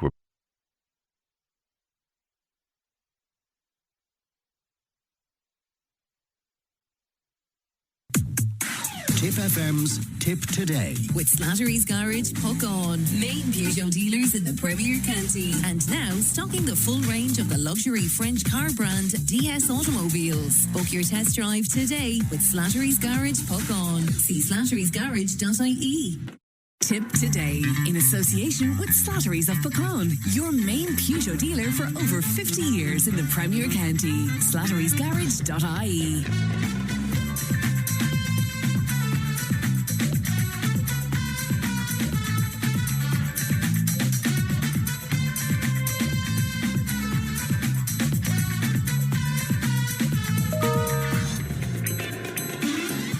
Now, welcome back. The Nenagh Classic Car Club's annual fundraising drive is taking place tomorrow, the 30th, and all proceeds in aid of North Tipperary Hospice. I'm delighted to be joined in the studio now by Brendan Murphy from the Nenagh Car Classic Club, and Paddy Heffernan is with me as well, who is chairman of the North Tipperary branch of Tipperary Hospice, and you're both very welcome, and thanks for coming in to us. Can I go to you, first of all, Brendan, where this is concerned? This is happening tomorrow, and it's at Cllr Eddie, isn't it? Isn't that where you're situated? That's right, Fran. So we are. We'll have a static display of cars from 10:30 until 1 p.m. tomorrow. So we're inviting anybody. You don't have to pre-register. You can turn up tomorrow morning with your classic or vintage car, and you can make a donation to the North Tip Hospice. We also have raffle tickets. We have raffle of. There's a trailer of timber. There's a voucher for Nenagh Tire Centre. There's a voucher for Cllr Eddie's Garage, and there's a voucher for the Green Bar as well. So you can enter that raffle, and all proceeds go to the North Tip Hospice. So it's a great cause. The tickets are also on sale down at Lee Auctioneers on Kenyon Street in Nenagh. Declan is chairperson of the Nenagh Classic Car Club. So if people want to get tickets today, they can head down to Kenyon Street, and Declan will look after them down there. Very good. And everybody welcome tomorrow to have a look Absolutely. At these wonderful machines. That's it. So people can come and they can look at the static display, which we're expecting over 100 cars tomorrow. So it'll be, people just want to come out and have a look. And what will happen then towards the end of the static display? Then the cars will go in convoy then, will they? That's it. So the cars will pull out at 1 p.m. tomorrow and we'll head out the old Limerick Road. We'll take the turn off for Ballina, Killaloe. We'll go over that nice new bridge and head to Scariff, Mount Shannon, Whitegate, Portumna, and we'll finish up in Bursakane in the Green Bar.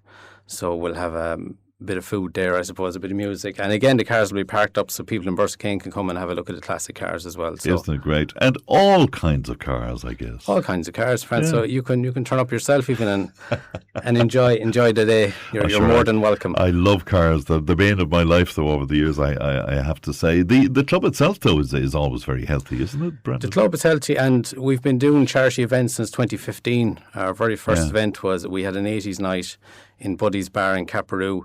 And we hit the road in 2016 with the first charity run. It was called Route 66 Charity Drive. And it's gone from strength to strength. We had Tipp Drive Against Cancer in 2018. And we rebranded the drive in 2023 to Lochderg 100. And that's taken off immensely as well. So it's building year on year. So we've raised over €50,000 in the last 10 years for various charities. But of course, classic cars and vintage cars, it's a disease, isn't it? It really is. You know, if it gets in on you. And there's no cure, unfortunately. But look, it's a great pastime, a great hobby as well for people that are into cars. And people seem to be investing more in them. You see the quality and standard of cars has increased in the last number of years, which is great to see. Isn't that great to see them on the road? So the funds raised going to North Tipperary Hospice, as I say, Paddy Heffernan is with us as chairman of the North Tipperary branch. Good morning to you, Paddy. Good to see you. How important is this kind of fundraising to North Tipperary? Well, friend, without this type of fundraising, we couldn't do what we do. Yeah. I mean, North Tipperary Hospice is the bones of 40 years on the road now. Everything we do is funded through voluntary contributions and fundraising events like the one that the Nenagh Classic Car Club are doing for us this weekend. Yeah. In the past, we have needed to raise in the region of €400,000 a year to fund our services. Incredible. And all without state funding. And thanks to the people of North Tipperary, we've never failed to do it, or they've never failed to do it, I should say. Just remind us of it. I always feel about hospice, it's only when we need hospice that we begin to know about it. But the kind of services that would be provided, Paddy. Yeah, I suppose our role has changed in the last few years, Fran. Initially, we were founded to provide end-of-life care to people who wanted to finish their days in their own home. And we did that for over 30 years. The HSE have taken over that part of the service over the last 2-3 years. So we're out of that one. Now our main focus is on our cancer support centres. We have Suvanis in Nenagh, we have Shorehaven in Thurles, and we're just about to start work on renovation of a new premises that we bought in Roscrea to open the third centre there. Very good. So these are centres that people can go to. They can go. We for provide support and help. Supports for cancer patients and their families. Yes, that's important to point out. It is important, and it is all confidential and free of charge. Yeah. All funded through events like tomorrow's. Yeah. And those centres are in existence for about the last 15, 16 years. We discovered over the years that there was need for intervention before people got to end of life, obviously, that people needed support from diagnosis on and their families, because, as I always say, if somebody in a family is sick, everybody is sick. Yeah. So it's important that families would have the supports, and you can ring up and make an appointment in any of our centres, or you can actually ring the bell and walk in, and you'll be met in a very supportive and friendly environment with people who will look after you, you know. So. The volunteer element is obviously vitally important to your success as well, isn't it? Oh, it's absolutely. We have volunteers in each centre who look after, say, a meet and greet, and they'll welcome you there. We have paid professional staff who will do whatever they can to support you and help you as well. So. I often feel, particularly for the volunteers, is it difficult for them? I'm just thinking emotionally, you know, because you're dealing with, you know, very difficult, very challenging situations. It's certainly, I suppose it's a calling that some people can do and other people can't do. Yeah, for sure. But we're very fortunate in that we have excellent people who give of their time freely and free of charge to the hospice. And they're there, they all do their day or their 2 days a week or whatever. Are they largely people who might have gone through the challenges and the journey of cancer with loved ones? Not necessarily. Some have, but not necessarily. Yeah. There are people, and a shout out to the women. They're practically exclusively women who volunteer and are there and do a marvellous job. Yeah. They'd make a cup of tea, sit you down, relax you, and have everything ready for the professionals to step in. It's marvellous dedication indeed. And the centre in Rossgrave, when will that be up and running? The centre, we're hoping that work will start on the renovation of the premises. I think it's next Tuesday, actually, after the bank holiday. And hopefully by the end of the year, it should be up and running. Now, in addition to that, we are just about to start to go to tender for an extension in Suvnes because, unfortunately, the demand for services is on the increase and we need more space out there. So we've got planning permission recently and we'll be doing an extension there. So all the more reason that this kind of fundraising is so important. Exactly, yeah. The fight goes on for funds. Absolutely. And thanks to... People will be very surprised to know that there's no government funding. Practically zero. We get funding for specific schemes. Yeah. Like there's a new scheme now for the national school age children of cancer patients, which is a very important scheme. A scheme called Climb, and where children are brought in and they're educated in what might or might not happen, and which is very important as well. Isn't it lovely, Brendan, that you can use a joyous occasion and a happy occasion to raise funds for an organisation that's doing amazing work? Where people are very much challenged by cancer and Absolutely, because I don't think there's any family that's untouched by it. For sure. To relatives and friends and family members. And the Nenagh Classic Art Club recognises this, really. And the Lough 100, we have a subcommittee that run that, and John Joe Lewis spearheads, in fairness, that event. And he's really passionate about this, to be fair. And you can see from talking to Paddy here, the services that are provided, they're essential. Yeah. And we'll roll out tomorrow with our cars. We'll enjoy the day, but we'll know that we're helping as well. Of course. We're helping keep these services alive, which is important. We're talking about 10:30 tomorrow morning. 10:30 tomorrow morning.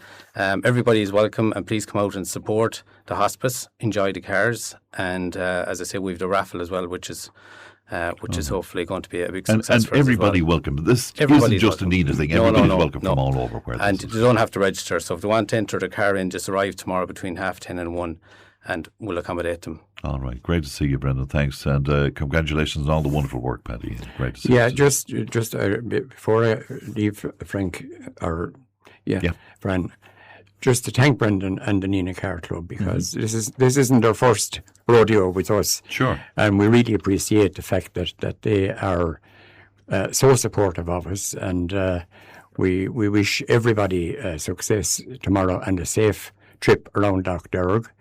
And if you'd give me just a half a minute to mention... Just really quickly, yeah. Bloom is on this weekend in Dublin. It's in Nenagh next weekend.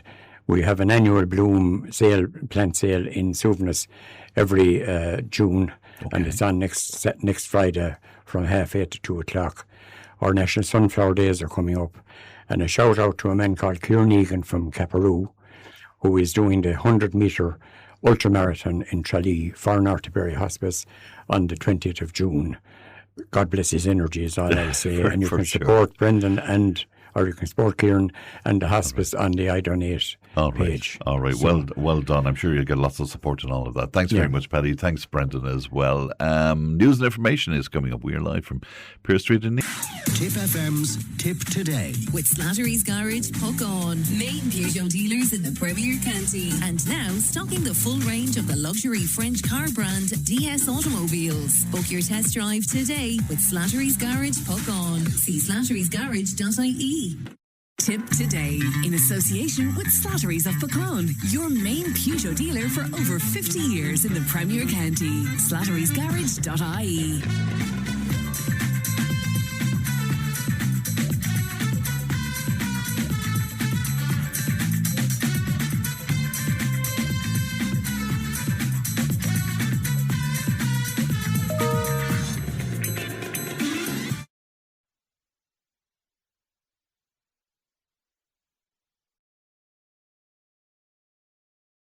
And you're very welcome back to Tipp Today. Thanks, Rachel, to the final hour, indeed, of Tipp Today. 1800 938 007. That's the free phone number if you want to talk to our Leanne. And, of course, you can text and WhatsApp 083 311 3311. A listener, this is responding to my piece with Jackie Conboy there about the bin scheme. It says, jobs for the boys. I pay for bins for recycling into which I used to put my plastic and cans into now. I have to bring them to the return, but my bin price doesn't go down, so I pay more for less. How is this fair? And then the bin company decide they will only collect every 2 weeks instead of weekly as before. In other words, my bin charges went up 100% overnight. Some country, the rich getting richer as always, is Tom Kyle to us today on 083 311 3311. It's time for our Friday panel. Delighted to be joined by Imelda Walsh, by Bonnie Hayes and by Teresa Collins, and you're all extremely welcome, and thanks for coming. You're all smiley today. The sunshine, Fran. It must be the sunshine, isn't it? Well, and it's cool to a temperature where we can breathe. I suppose there is that indeed. A lively debate unfolded on the programme this week after John O'Donovan, a regular contributor to us, criticised Pope Leo's meeting with the Taoiseach Micheál Martin, describing it as hypocritical because of the government's stance on abortion. Now, this discussion also turned to whether the Church should deny communion to politicians whose views conflict with the Church's teaching, as happened last year down in Cork. Bonnie, can I start with you first of all? Do you think, was it unfair criticism of the Pope, do you think? It's very hard to say, Fran. We all have our personal ideas about this, but I sometimes wonder, when I think of abortion, we're trying to decide when life should be created, and the other side we're talking about now when life should end, You mean with the talk about euthanasia? Yes, exactly, exactly. Yeah. So, personally, I don't think that's our choice at all. That's just my opinion on it, Yeah. Now, I know people, that's maybe, I don't know what the ladies here think, but I think once you open the door to any of those situations, it will be abused. Yes. Either... But for abortion stage. In John's case, I think the point he was making, that because it's church teaching that the church is obviously against abortion, that should the Pope have been so welcoming to somebody who promoted the idea of choice? Yeah, it's very hard to know. I mean, we're all entitled to our opinions on whatever that may be. And if you disagree with me, I mean, I'm not going to follow up with you. I respect. And I presume he respects everyone's viewpoint on it. Yeah. He may not agree with it, but Yeah. I think he would respect it, Yeah. That'd be my thinking of it. For a man in his position, he nearly has to. Well, that's the thing about his position, because not just is he head of the church, but he has a diplomatic function as well in terms of being Correct. head of the Vatican as almost a country in itself. Yeah, So, correct. Correct. there is Correct. that Yeah. too. Imelda, how do you feel about that critique of Well, Leo? I actually felt like Pope Leo, in his role, he obviously has to meet heads of state, irrespective of what their standing and their beliefs are in any of the moral teachings in relation to legislation and everything else. Previous popes would have made Castro and Putin. All the different peoples, and I was actually looking at that. I listened back to John's interview, and I actually found it interesting because I felt he became a little bit the a la carte Catholic throughout the interview in respect of, we say, women becoming priests and... oh yes, he was pro that. He was pro that, Yeah, exactly. yeah. And I could actually see from one of our former panellists that has been on one occasions in relation to, we'll say, this is what the Catholic Church wants in relation to there aren't women priests, and they have their rules and regulations, and if we like them, we like them. If we don't, we can go someplace else. And they're right not to change them. But as regards meeting Micheál Martin, I think the Pope would say I would have seen it as a big mistake on his part. I don't see that it would be within his authority to refuse to meet with him when you consider other people he has met over, not this current pope, but previous popes over the decades and over since time began, in respect of people that they would have met over the years. And even in respect of abortion, I'm thinking of it purely in the sense of, would say, like Micheál Martin, as government leader, sometimes would say you're legislating for things that you personally may not agree with, okay? And when I was chair of IFA, when we would decide at National Council in respect of something, now I may not personally agree, but when we would make that decision, yes, as a representative, when I would come on with you, would go on with Jim on a Saturday morning or whatever, if we make a decision, I'm going to come out, I'm going to advocate for that and sell it irrespective, because it's a democratic decision that has been made and everything else. But as regards abortion, I think for all of us, we're saying that, and I know it came up there even in respect of, we say, receiving Holy Communion.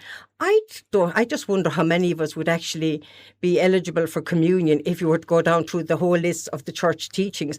I think the altar would be a very empty place in respect of people probably receiving won't. communion. In Father Burke's case, though, in Cork, he did know He that did, the TD in question Colin Burke, was pro-life. Pro-abortion, Yes. Okay. Pro-choice is pro-choice, what I meant to say, you know, more so than anything else, and everything else. But like, it's just because he knew it was saying that, but does it? I don't think you can actually come out and make that judgment. Exactly. I don't think that's within the teachings of the Catholic Church, you know, and go back to the whole teaching. It's not in the remit of the. Because I was talking to Father Brendan Kilcoyne about this yesterday, because Father Burke went so far as to say that he was excommunicated. He does not have the power. No, he doesn't have the authority to do that. No, exactly. Teresa, it was interesting because, of course, a part of Micheál Martin's visit to meet the Pope would have interested you, because it was about redress as well, wasn't it? You know, very much so. Yeah. So, but what do you think about the question that John raised, whether or not the Pope should have met Micheál Martin? Well, I'm kind of 50-50 on this, Fran. Now. Are you? Yeah, I am. Okay. This is the skeptic in me, I suppose, speaking. I always say church and state, when it came to it, especially with the mother and babies, should be separated in one sense. Now, people have got to remember also, it wasn't just Micheál Martin put in the abortion referendum. It's the people of Ireland chose that side of it. Yeah, democratically. So, I mean, you can't take the blame on it all there. No. Yeah. The Pope, I think, like Micheál Martin, he has an obligation to meet people, and you have to put your differences aside to meet also on it, no matter what you are. Yeah. You just have to go with the flow, and if you want a problem solved, you have to bring the two that's against it together and come up with an idea. I think that's very much in any majority case. So I see nothing wrong with it in one sense. But when it comes to the abortion side, now I don't believe in abortion myself. Yes. But in the case of where rape or where incest or whatever else, I think that's the person's own choice. Yes. And as well as that, today in the modern world, what we have out there in both the morning after pill and contraception and the whole lot, I think youth should be more informed, maybe more daughters talk to the parents more. And you wouldn't have half the trouble you would have, because I think a lot of it is knowledge. And I mean, we have to teach, and the best person to teach that knowledge is your own family at an early stage. Right. So you're saying there's an obligation almost on parents for education around sexual matters. Of course. Yeah. I think who else better than your own family, your own father, your own mother, to talk to them on the boy side and on the girl side. Yeah, I mean, don't leave it to the schools to do. I mean, you have to do it. And nowadays you have to do it earlier. Yes. Because I think they're more in tune earlier with things. Absolutely. But to be right about it and have a sensible talk, not to have them into the situation of it. The other thing that emerged from the conversation, Bonnie, was the notion of what people are looking for now in a religion, whether it's Catholicism or whatever. And, you know, a lot of young people out there, some of them coming back to the church, in fact, but I think that they're looking for absolutes. They're looking for absolute direction. And John's point was that the Catholic Church now, maybe particularly under Leo, maybe Francis to some degree as well, that some of it is very, I think he used the word wishy-washy in some sort of a way, you know. Do you think people are looking for more certainty, and maybe some of the certainty that was there in previous generations? I didn't hear, John, that piece during the week. But what about that notion of people looking for absolutes and, Yeah, I don't really know. Young people, there are still, we look in the church, we go to Mass and you look in the church and there's not maybe that too many people under 40 or 50 years of age, and we wonder why they're not there. But I remember working with people, I worked in Limerick for 20 years, and you talk to guys and they might go to Mass at Christmas, they might go at Easter, and they may not go at all. But those guys were the salt of the earth fellas. They wouldn't do wrong to anyone. They would help you in any way they could. So I don't think you can define people by wondering, are they going to Mass every weekend or what are they doing in their lives otherwise? Yeah. Maybe I'm not answering your question properly now, but... No, but I take on board what you're saying. The late great atheist Christopher Hitchens always made the point that you don't need an organised religion to teach you morality, that morality can be very much part of the human experience anyway. What about that need for certainty? I suppose, he's airy-fairy, I suppose, is what I like to use in respect of that. I suppose in a world where there's so much uncertainties, people are looking for some certainty and some definite direction of travel in relation to where life is going, because we constantly see on a daily basis everything is changing. Look, we see in the world of AI. I just saw a discussion last night in respect of it, like what's going to happen, people's jobs, graduates coming out. Heard a young one from our class last night, a fabulous young girl, after finishing her college course, 500 in her class, none of them have secured any employment, and that's a huge worry, we'll say, in that. But also within the worry, there's always opportunities as well as threats. So I think for a lot of young people, because there's so much uncertainty in relation to, am I going to be able to get a home? Am I going to be able to get a job? All of these things. And then sometimes you look to, in times of crisis, maybe the church, because I suppose historically, from, you're looking that before it was so definite in relation to that they had their stall set out and they don't change from it. And that maybe was seemingly, maybe in their minds, maybe more definite within that. But sometimes, I suppose, and even within the church, like it can be a little bit wishy-washy in the sense that maybe, that we might maybe rather took a tougher stance on something. I'm thinking now perhaps in relation to, I suppose, we'll say even Palestine, we'll say that, and, with the schools, insurances and all of that, and Allianz. Yes. And I know that, look at... Allianz insures 90% of the Catholic schools, or 90% of the schools in the country, primary schools, and 50% of the secondary schools. The point because of their relationship with Israel. With Israel, and everything else. And the whole occupied territories and everything else. And obviously, the majority of the Catholic schools in the country, they're Catholic schools and they're run by them.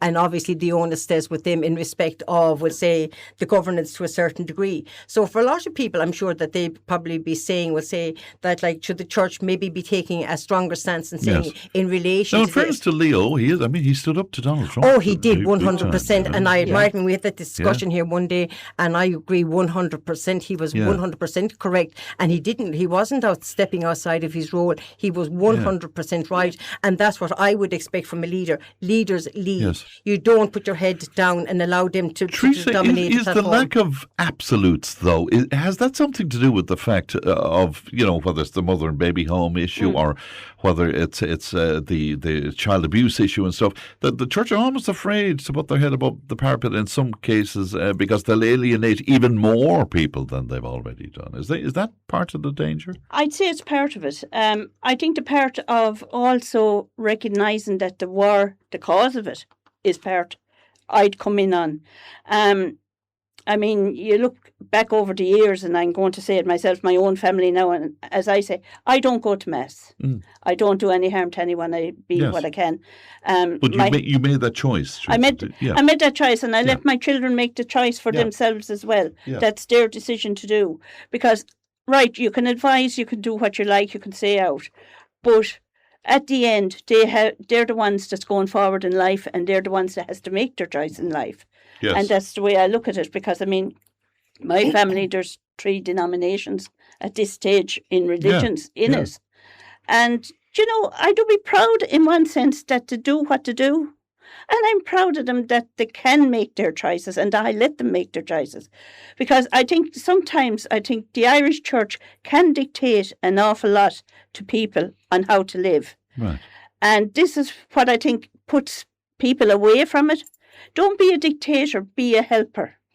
I think in a lot of it. And, I mean, that's a valid point. But however, if you become a soldier, you must soldier, as they would have said years ago. So, I mean, if you're part of the church, do you not take on board the church's teachings, or you go somewhere else, Bonnie? Is that...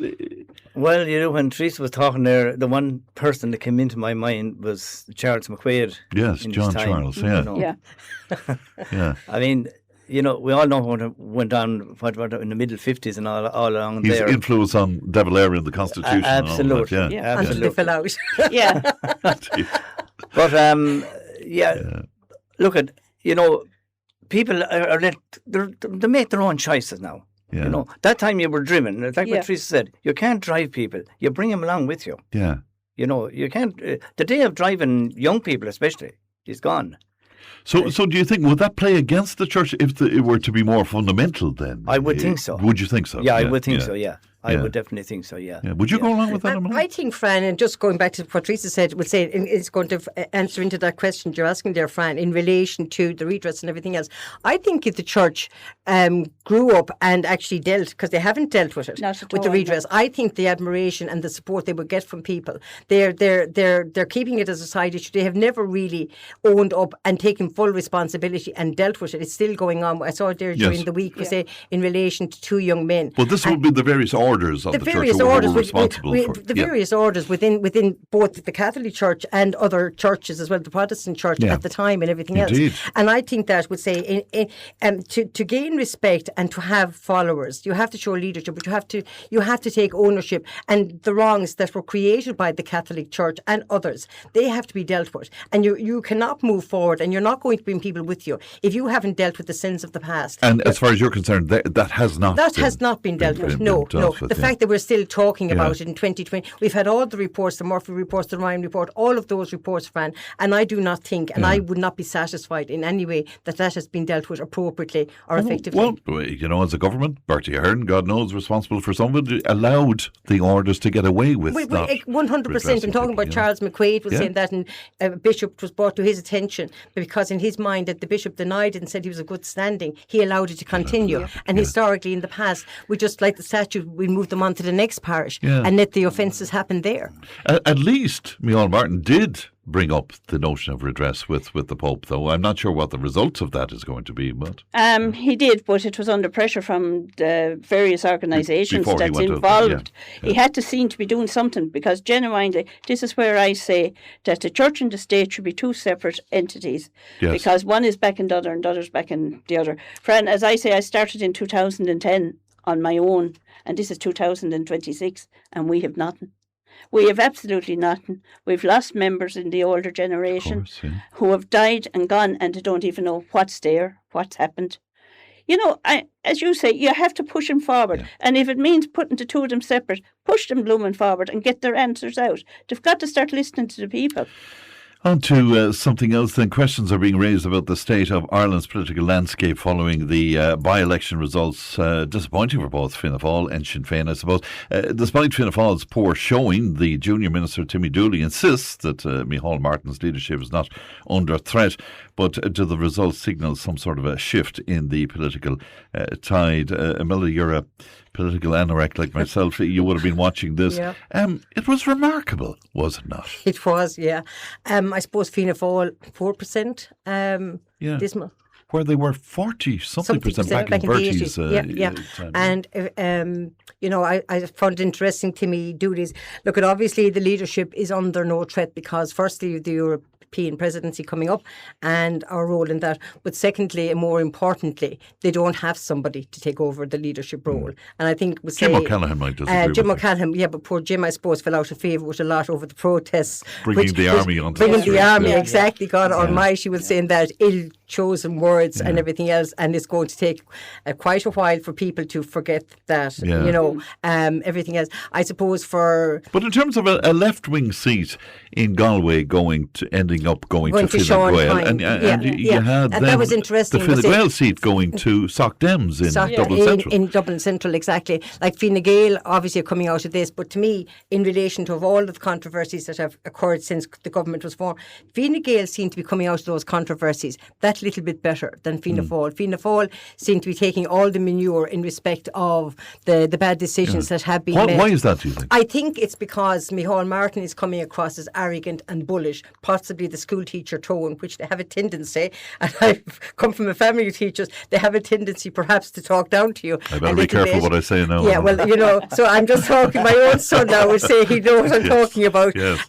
Whereas Simon Harris seems to come across perhaps as being a little bit more contrite and coming out with saying that whether it's sincere or not, I'm not so sure. But he comes out and he's always will say, acknowledges the mistakes and everything else. Right. But even the demeanour... So the combat in the Dáil, particularly between Micheál and Ivana Bajik and Mary Lou in particular was saying that, and I found it even interesting back at the time, would say, when they were talking about the attacks on the Fine Gael and the Fianna Fáil lady ministers at the time after the fuel protest of being misogynistic, and I'm just thinking pot and kettle, and everything else. But Micheál Martin, and whether he's been there for a long time or not, but his arrogance in relation to how he comes across, and John Stevens, and I heard the comments passed that had Bertie Ahern, I think he'd have got less votes had Bertie Ahern not been canvassing with him. Right, and not said what he said. Exactly. And the young chap in Galway was saying that, he was from Galway East and he was running in Galway West initially, was saying that.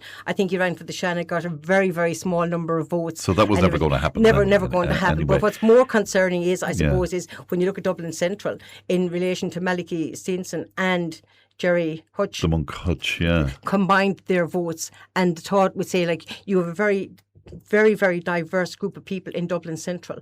And obviously, and we spoke about this before, Fran, there's people in inner city Dublin that feel that they're not being listened to, they're not being represented. There's nobody batting for those people. It's interesting, What was said to me quite a lot since the by-election, Teresa, was name recognition was very important as opposed to anything else. I mean, would you go along? Did that play a part in it, or just give me your overview? I mean, what did you think of it in general? Well, to be honest, Imelda said something there. There's no one to take really leadership in any party. Now I'm going to be quite honest in this. I think what it's done is putting the people that would be the likes of me or the likes of anyone else thinking left wing. Now you're going to laugh at this, but I'd have loved to see Jerry de Moncoch coming out, because I think it would have been a kick in the backside to what's in government and what's in Parliament, to start listening to a stranger coming in, and especially like the Moncoch or even Steen, and saying, lads, we have to cop on as a party and we have to work with the people. Do you not have any concerns that from a democratic point of view that might not be good for the government? With maybe we need to change the democratics. Right, but maybe not to somebody with that kind of background. Maybe not with that kind of background, but that kind of background, that man knows exactly what it's like. He knows exactly who he's dealing with. And as I say, he mightn't be the best in the world, don't get me wrong, but he has another side that he has seen with people that we haven't seen. Well, but that's just my opinion now, and that's the way I look at it. Well, of course, you can't help but make the point about the damage that people like him do to their communities. Oh, yeah, as well, 100%. So should they then be allowed to represent? But then, Fran, look at the damage of what the government has done to their communities as well. Yeah. So it's the Kittle Con, the Pot Black story here again. Yeah. You're back to reverse again. What did you make of it, or do you follow this kind of thing, Bonnie? To be honest, I have very little faith in politicians in the politics of our country. I really have. That's a big statement. No, I would still vote. I will always vote. Yeah. Why do you feel like that? Well, let's say some guy comes to your door and he's a local guy and he gets elected and he'll do this and he'll do that for you. But he has to toe the party line. Yeah. When he gets in there, and that's just the way it is, But I just think sometimes, maybe I'll ask the girl this too here. Do we think the system should be first past the post? Yeah. Yes, 100%. Do you think so? Yeah. Yeah, 100%. I really do. Jackie Conboy spoke to us earlier on. Yes, program. I heard. He was making that point. I heard Jackie in about that. I think it should be. I mean, sometimes you go to maybe 10 or 12 counts before you get in. Some like of these Galway high there, it did profile happen. guys, He went on you to know. the following day. Yeah. I do believe agree. it's a fairer system than first past the post. I'm not sure I how, like how the PR you... system. Yeah, to be honest. yeah. I like that. I do. Yeah, I actually Yeah. do. Yeah, Okay. to be honest, would say Yeah.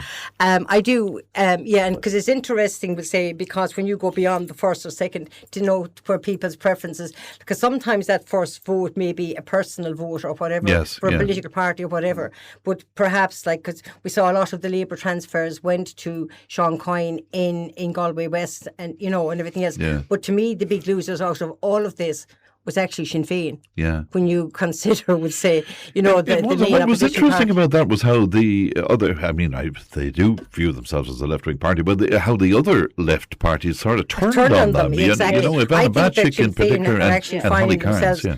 To me, they've actually fallen probably between two stools at this moment in time. And I think that maybe people aren't sure whether they're left or right at this moment in time. But is that not just reflecting the spectrum that's in the party itself? Yeah, exactly. Yeah. Yeah. Like when you look back to last year's, we say the referendums, it's actually 2 years ago now, time goes by so fast, we'll say that. And we'll say they were aligned, we'll say, with the government parties. And then we'll say in relation It's to... the constitutional referendum. you mean, Yes, is it? yeah. And then you look at the migration issue, and they possibly be seen maybe more aligned with the views of government parties, and and to the left party as well. And then they tried to. And then then you have all the other parties, the Aintus and Independent Ireland, that maybe their views are very, very different in respect of that. But yes, would say to me the traditional Fianna Fáil or Fine Gael voter, I don't know how much they would trust Sinn Féin. Would saying that whether they'd give their number ones to Sinn Féin. Are you saying that old baggage is still sort of... It might be, relevant it was a somewhere? certain age profile, was saying that, like, and especially, I think that there's a fear out there, maybe with people maybe that have properties or have businesses or have land or whatever, that if Sinn Féin were to be the party in power, that perhaps that they might find themselves overtaxed in respect of, would say, where they might, their taxation policy may fall. They have a very strong front bench. Oh, no, Bryn, I'm always admiring. He's absolutely fantastic. Doherty as well. My friend, that's where my idea comes in. Yeah. You're using 1, 2 and 3 against each other again in voting. Sinn Féin, Fianna Fáil and Fine Gael. Yeah. This is what I'm saying. That's the old politics. But needs to all change. the more reason than it's remarkable the way the Soc Dems emerged.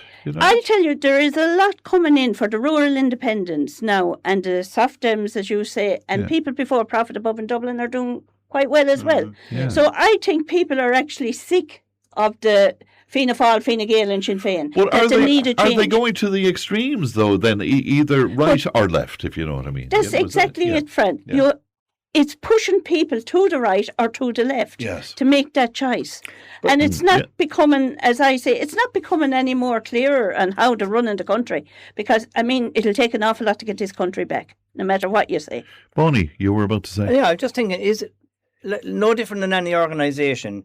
If you have the same chairperson, secretaries and treasurers in for 20 or 30 years, is it any different in politics? Yeah. Is it time to try something else? Yeah. And I think that's the way the Irish people are actually But thinking now. Just wondering. Well, they would point to the economy, you see, Bonnie, and say, look, sure, we're flying, Without Sweden. Are they living in Ireland, friend? No, but I mean, everyone wouldn't agree with that. But that's what they would say. But if you look at the balance sheet, I mean, we're doing pretty well. But individually, we're struggling with the cost of living hugely, So. We are totally. Yeah. We are. And, I mean, I don't have to tell you, look at our energy situation, Yeah. Now we're hearing about another increase for electricity. Yeah, highest in Europe. And, yeah. A lot of people, I think the gap has got wider between the rich and the won't say the poor, but the ordinary living person here. Yeah. It's widening the whole time, as far as I can see.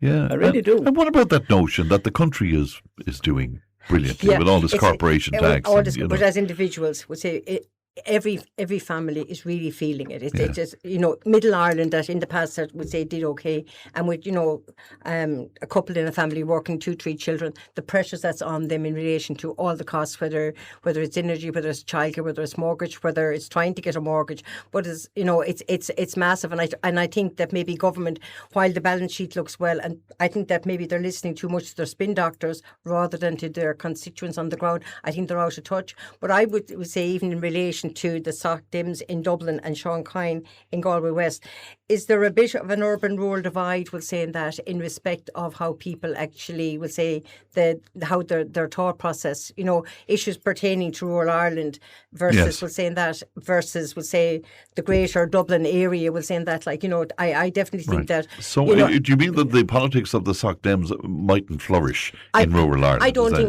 don't think it would flourish as much, perhaps, we'll say, in rural Ireland, we'll say, in that, look at, obviously, we'll say, in that, but like everybody in rural, and it was more than even I heard the discussion the other night in the one-off housing. Yes. And a number of people giving out about it, and it was going to ruin. I think there was a discussion with Kieran Cuddy the other day, some guy from Dublin. He had bought a site and didn't want anybody else building there. But what about, we say, the regeneration of our rural areas? Like, we've lost so many people. Well, Simon Harris is coming out now and of course saying that they're going to look at that again. Yeah. And they need to look at that, because look at it, to me, like for any rural economy, you need rural areas to grow and to flourish. Isn't it indicative of the huge influence that the Greens had on the previous governments? For such a small party, the massive influences that they actually had. But now they're trying to backtrack. They're trying to backtrack, exactly. Right. And if you notice, Simon Harris is doing the backtracking, so he's coming out as the good guy again. This is, All right, let me take a break. Back in just a moment.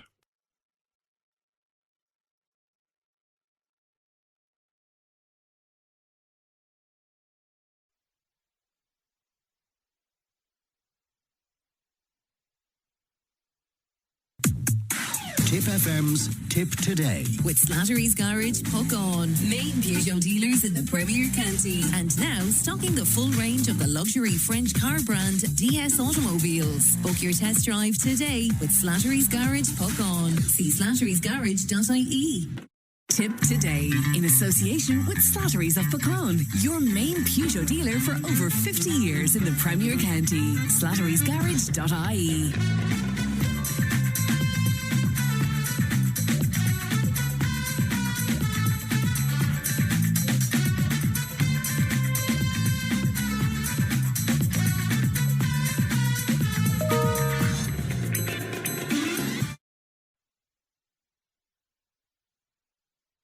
And you're welcome back to Tipp Today, to our Friday panel of Teresa Collins, Bonnie Hayes and Imelda Walsh. We move on. Regular contributor to the show, Murish Walsh, joined us again yesterday to discuss President Catherine Connolly receiving the Freedom of Clonmel. Now, when he disagreed with the decision to award the honour to us, he said he was disappointed by the abuse directed at the President during her visit, adding that shouting abuse is not the right way to protest. And Teresa, can I start with you where that is concerned? That kind of shouting and abuse when somebody, whether you agree or disagree, what do you make of that? Is that just reflecting the frustration that's out there, or is it a new kind of protest? I think it's both, actually, Fran, both reflecting the frustration and a new kind of protest. I don't agree with it in certain ways, but then again, you say to yourself, has the people to be heard? It's like going out in the crisis there with the fuel. What does it take for people to listen to the ordinary people? So what way do you do it? I voted Catherine Connolly, I'm not denying it, and look, I voted her on a total different reason, because she was good at what she did with us, with the mother and babies and so forth. She's new. Give her a chance. Give her a chance to come in. She's still learning. I mean, it can't be an easy role, to be honest. And I think when she then does speak, then she's criticised for over-speaking.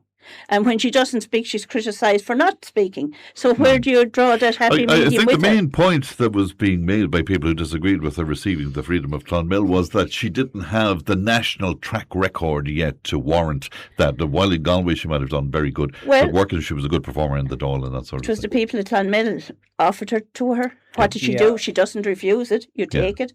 I mean, she hasn't, as you say, been in long enough. But as far as you're concerned, it didn't warrant that it didn't warrant abuse. No. Imelda, what do you make of that kind of protest? That kind of protest, very verbal and very. I don't think that serves anybody well. No, I don't. I think that if that's what you have to resort to get your point across, you've actually lost the argument. If you have to behave in that manner, like we say, Catherine Connolly, she was offered the freedom of the city, and perhaps it was a little bit too soon in respect of she's only newly into the role. Was saying that. and maybe more appropriate. But as regards her role as president, like, she's quite limited. And we had criticism of Michael D in respect in the past of when he came out and spoke about different issues. Now, I agreed with him with saying that. But he pushed the parameters. He pushed the parameters as far out as he could with saying that, like, you know, and while government, and a number of occasions, they were very, very unhappy with him in respect of it. But, like, he was in coming to the end of his tenure, Catherine Connolly starting out in hers. So it's a case of damned if you do and damned if you don't, in that sense, we'll say that. But it is no way to treat somebody. She was like, obviously it was a decision by the Clonmel Borough to offer her the freedom of the city, and in doing so, then you treat somebody with respect when you invite them in. And the profile it gave Clonmel in respect of the getting it, I obviously wouldn't agree with. I would have felt maybe in a couple of years' time, maybe, or maybe they felt perhaps, look, I'm not going to speak for the people of Clonmel. Yes. They were quite happy to offer her the freedom of the city, as is their decision to make. We'll say that, but I don't like that kind of behaviour. It doesn't do anything for anybody. What about that for you, Bonnie? And just to keep in mind as well, we're talking here about free speech. Does free speech stretch as far as somebody shouting abuse? No, I don't think so. No, do you not think so? I agree with Imelda. It's not the way to deal with something like that. You're letting yourself down. I think you really are. To go out and decide to start shouting at the president of our country. No, it's not on. I know and that's because of the office, Bonnie, is it? It is, of course. You respect the office. You might yeah. agree with everything else, but you respect the office. Yeah. I mean, you go back to, I voted for her as well, but I mean, we had a bad field in that presidential. I mean, that was a fiasco of a setup, but no fault of hers or anyone, that went in that. Yeah, but democratically, she was elected as. She was elected. The lady said it was a bit soon, maybe. Yeah. But look, it is what it is. She was invited, and I'm sure she was delighted to be there and accepted the freedom of Clonmel. Yeah. But look to get up and start shouting it. Well, it's a bit like the soccer game last night, throwing the tennis balls onto the pitch by way of protest. Over the upcoming Israel game. Yeah. I think that's very unfair to players, and I agree with Seamus Coleman. Like the players should be completely left out of that whole discussion in respect of that. I think it's totally, totally unfair to those young lads, and to young Nathan Collins. I think he's only 26 years old, and putting him, questioning him to that degree in respect of whether the match should be UEFA and FAI dealing with those situations, and in respect of it, I don't think it's fair. I do not think it's fair to young players to be doing this to them. Yeah, would you go along with that where the protest last night was concerned? Well, I didn't see the protest last night. No, well, they threw tennis balls on a number of occasions down onto the pitch, and it halted play. Well, that's so hard, because the young fellas are going out playing their heart, and But does it not? But sorry, Teresa, I beg your pardon. Does it not? Do you not lose your whole point in respect of it if you're going to doing this to a country that has nothing to do with Israel and the match in question? Yeah, and a lot of young kids were brought along. Oh yeah, I think it's grossly unfair with saying that, and I think it's like those lads when they put on the jersey. Was saying that they put it on with pride for their country. Was saying that, and I think it's grossly, grossly unfair to be putting young lads in that situation. Deal with it at the higher levels, the people that should be. Speaking of sport, this week our sports editor Paul Carroll spoke about Liam Cahill's rather strong defence of his players following last weekend's disappointing defeat. But Liam Cahill, he criticised anonymous online amounts targeting the team. He said he was disappointed by the level of scrutiny aimed at players representing Tipperary, and he said particularly our own, as he described, to be so insulting, I suppose, about it. Bonnie, what about that? I mean, when a team loses, they brought us such joy last year. Absolutely. Some people, and here we are. People have very short memories. Yeah. You go back to last July. We were over the moon. It was one of the best things that ever happened to us. Just lifted the whole place. Yeah. These people who are these keyboard warriors, they're putting up stuff, and I'd say they haven't a clue what these fellas are doing for us. Yeah. They're training, the gym work. They're giving their life to it. For what it's, as Liam Cahill put it, it's an amateur sport. Absolutely, absolutely. I agree with him 100%. Yeah. These fellas put everything else on hold. Until they're maybe, you take Noel McGrath, 17 or 18 year in that squad. Incredible dedication. Yeah. Incredible dedication. How could you say anything to those guys? Yeah. Don't tell me that they went out last Sunday with the intention of not bothering their you-know-what. Yeah. to hurl against Limerick. Of course not at all. Imelda, what do you think of that? I feel very strongly on this, I'll be honest. Do you? I do, yeah. The hurlers on the ditch, Lord God Almighty, you'd love to get them into a room and give them the hurleys, and And they're normally fat fellas like me sitting on bar stools. Like fat fellas always say, exactly. But I think would say the Tipperary hurlers, they owe none of us absolutely anything. They're the ambassadors 100%. They are for the county. Those young fellas will say, amateur sports people, the way they represent their club, their county, they go around to all the schools, they go to the nursing homes, they go to the hospitals, visiting people. And thinking back in particular of Jake Morris this year, that went out and played a game when his father Jimmy was dead. Incredible. And the way he went out and played, we say, so well and with such dignity and how well, exactly, we just so proud of him. Yeah. And all the young lads were saying that. I just think they're absolutely amazing. Liam Cahill last year was at a match when his daughter was getting her first Holy Communion. Yeah. Now, if that's not dedication, we're saying that, nobody goes out, we say we mightn't, of course we'd love to win. We would love to win every year. You'd love to win more and more and more. But the way in saying there are other, and everything else was saying that. You're nodding your head there, Teresa. You agree? Total agreement. Yeah, because, no one knows as much what goes on behind the scenes and what dedication ordinary people put into the GAA is unreal. And again, as Imelda says, and I do say it myself, same with young Willie Connors had tragedy too. Yes.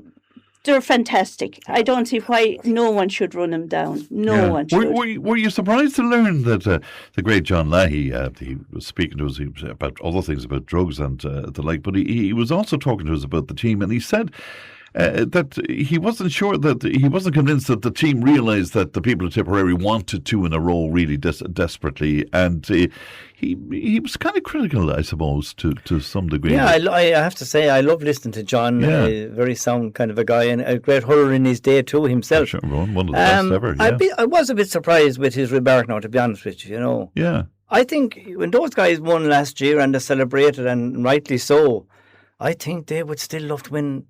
They would be doing their utmost to win another one this year. And you don't think they lacked the drive and I don't think so. Or that they took that foot off the pedal. No, I don't think so. No, I don't think so. Yeah, because that was the point he was making, that maybe they took their foot off the pedal following their victory. Yeah, I'm actually very disappointed with John Leahy's comment. Are you? Oh, yeah, I do. I can see why you I do, I take quite umbrage to it. Like, he played on the team, was saying that, the year against Cllr that we lost, the most final in the All-Ireland, was saying that, like, if we want to go back to a little bit of history, we can all go back, the memories aren't that bad, we're old enough to remember it. But still, a guy with that kind of experience, it's worth to listen. Of course it's worth to listen, but everybody wants to win, from the child that's playing under 6. Yes. It's you know what I mean, it's they go out, they give it their all. I'm not so, and I actually agree with Dean Call's comments. The round robin series, I actually think that perhaps maybe we should have a Munster Championship and an All-Ireland Championship like they have in the football. We'll say, like, teams that lost last weekend in the football, they get another chance, we'll say that. I think you've Kilkenny now also gone out to the Championship, we'll say that, and everything else. Did Kilkenny go out last weekend against Dublin to be beaten? No, they didn't. Last year with Limerick, we'll say that, like Limerick, and we admire them so much, and how long of a famine they had before they came to the fore. Like, none of these lads owe anything to anybody. And, I was a little bit, I'll be honest, I was hugely disappointed in respect of his comments, because all those lads, they want to win and they want to stay winning, and they're absolutely fantastic, and the commitment that they give up for their own lives, their family occasions, everything else. And the issues that we're talking about, does a lot of this come from the fact that now you have professional punditry, and you have people who are making a living out of being, and I assure you, I don't mean John Leahy with it, but you have people making a living out of being outrageous and being you can see it exactly. Unbelievable. Yes, you can see it. We're saying that, but you see it across everything. I see it on television debates and everything else. We're saying that some people, and they have aspirations that there's something else coming down the line, in particular in relation to the views that they may not have had historically. We're saying that, but it is a bit of that, and it's a bit playing to the audience and the populace in respect of, would say, what a lot of people. And does us forget that these guys all have lives and stories exactly. and relations. And do we forget that these are young lads? Yeah. I suppose. And everything else. Teresa, do you think that is the case now? The punditry has gotten so heavy and so critique. I like the word, as you say, keyboard warriors. I'd like to see some of the keyboard warriors out and put in the hours and the dedication that them lads put in. Yeah. And see exactly what it takes on the training side. Yeah. Because I tell you, they'd have a different attitude on it. And I think no one has the right to give out to a person. You can give out in the right way, but you don't have to crucify them on giving out. I've seen some of the statements, and my God, I often give out myself, but no way would I put it in the language and the way it was used. Yeah, for sure. Viciousness. You played yourself, didn't you, Bonnie, over there? Very little, fan. Are we amongst the star here? No, not at all. I never played at all. So I got into athletics after. No, I didn't. I do find it odd that people like me, with absolutely no experience, suddenly they know what the manager should be doing. They know how the team should be made. If you went into a pub and you set up at a bar the evening of a match, wouldn't all the experts be there, wouldn't they? You know. But when you talk about punditry and all that, what drives me mad sometimes, I don't know what the ladies know this, if you watch the Sunday game, and you have these guys doing Logue and a few more of them, they remind, and they put up these screenshots of different things. Hurling is not a board game. No, exactly. To remind you of... At least they stopped. Do you remember when they had the pencil and they were, he went there and he went there and he went, and I'm going, but this drives me. Exactly, and Dora Logue then, and considering, we'll say how long, and I think who was out yesterday saying that with, was it Johnny this morning, Johnny Luby, was saying with Cork that, if they lose the third All-Ireland in a row, they'll be making history too. No, I don't think that's going, we're saying that. That's where you come in, friend, with the analysts. Is it the keyboard warriors are listening to the analysts and coming back with it? That's it, but they are influential. They are. Exactly. I must leave it there, and it's a pity because there's about an hour left in that, I'd say, but thanks very much indeed, Bonnie. Before we go, can I wish the junior certs and the leaving certs all the best of luck, and their parents at home, and thank you to their teachers for all the hard work that they do throughout the year with them. And don't ever forget there's life after the leaving. There is, most definitely. Just wish them all the best. As we can prove. Yes. Thanks to Bonnie and thanks to Amanda and thanks to Teresa. Lovely panel. Thank you for that. Leanne produced. Stephen has the time tunnel on the lunchtime show. Enjoy your bank holiday weekend, but do look after yourselves, won't you? And I will talk to you on Tuesday. Bye-bye now.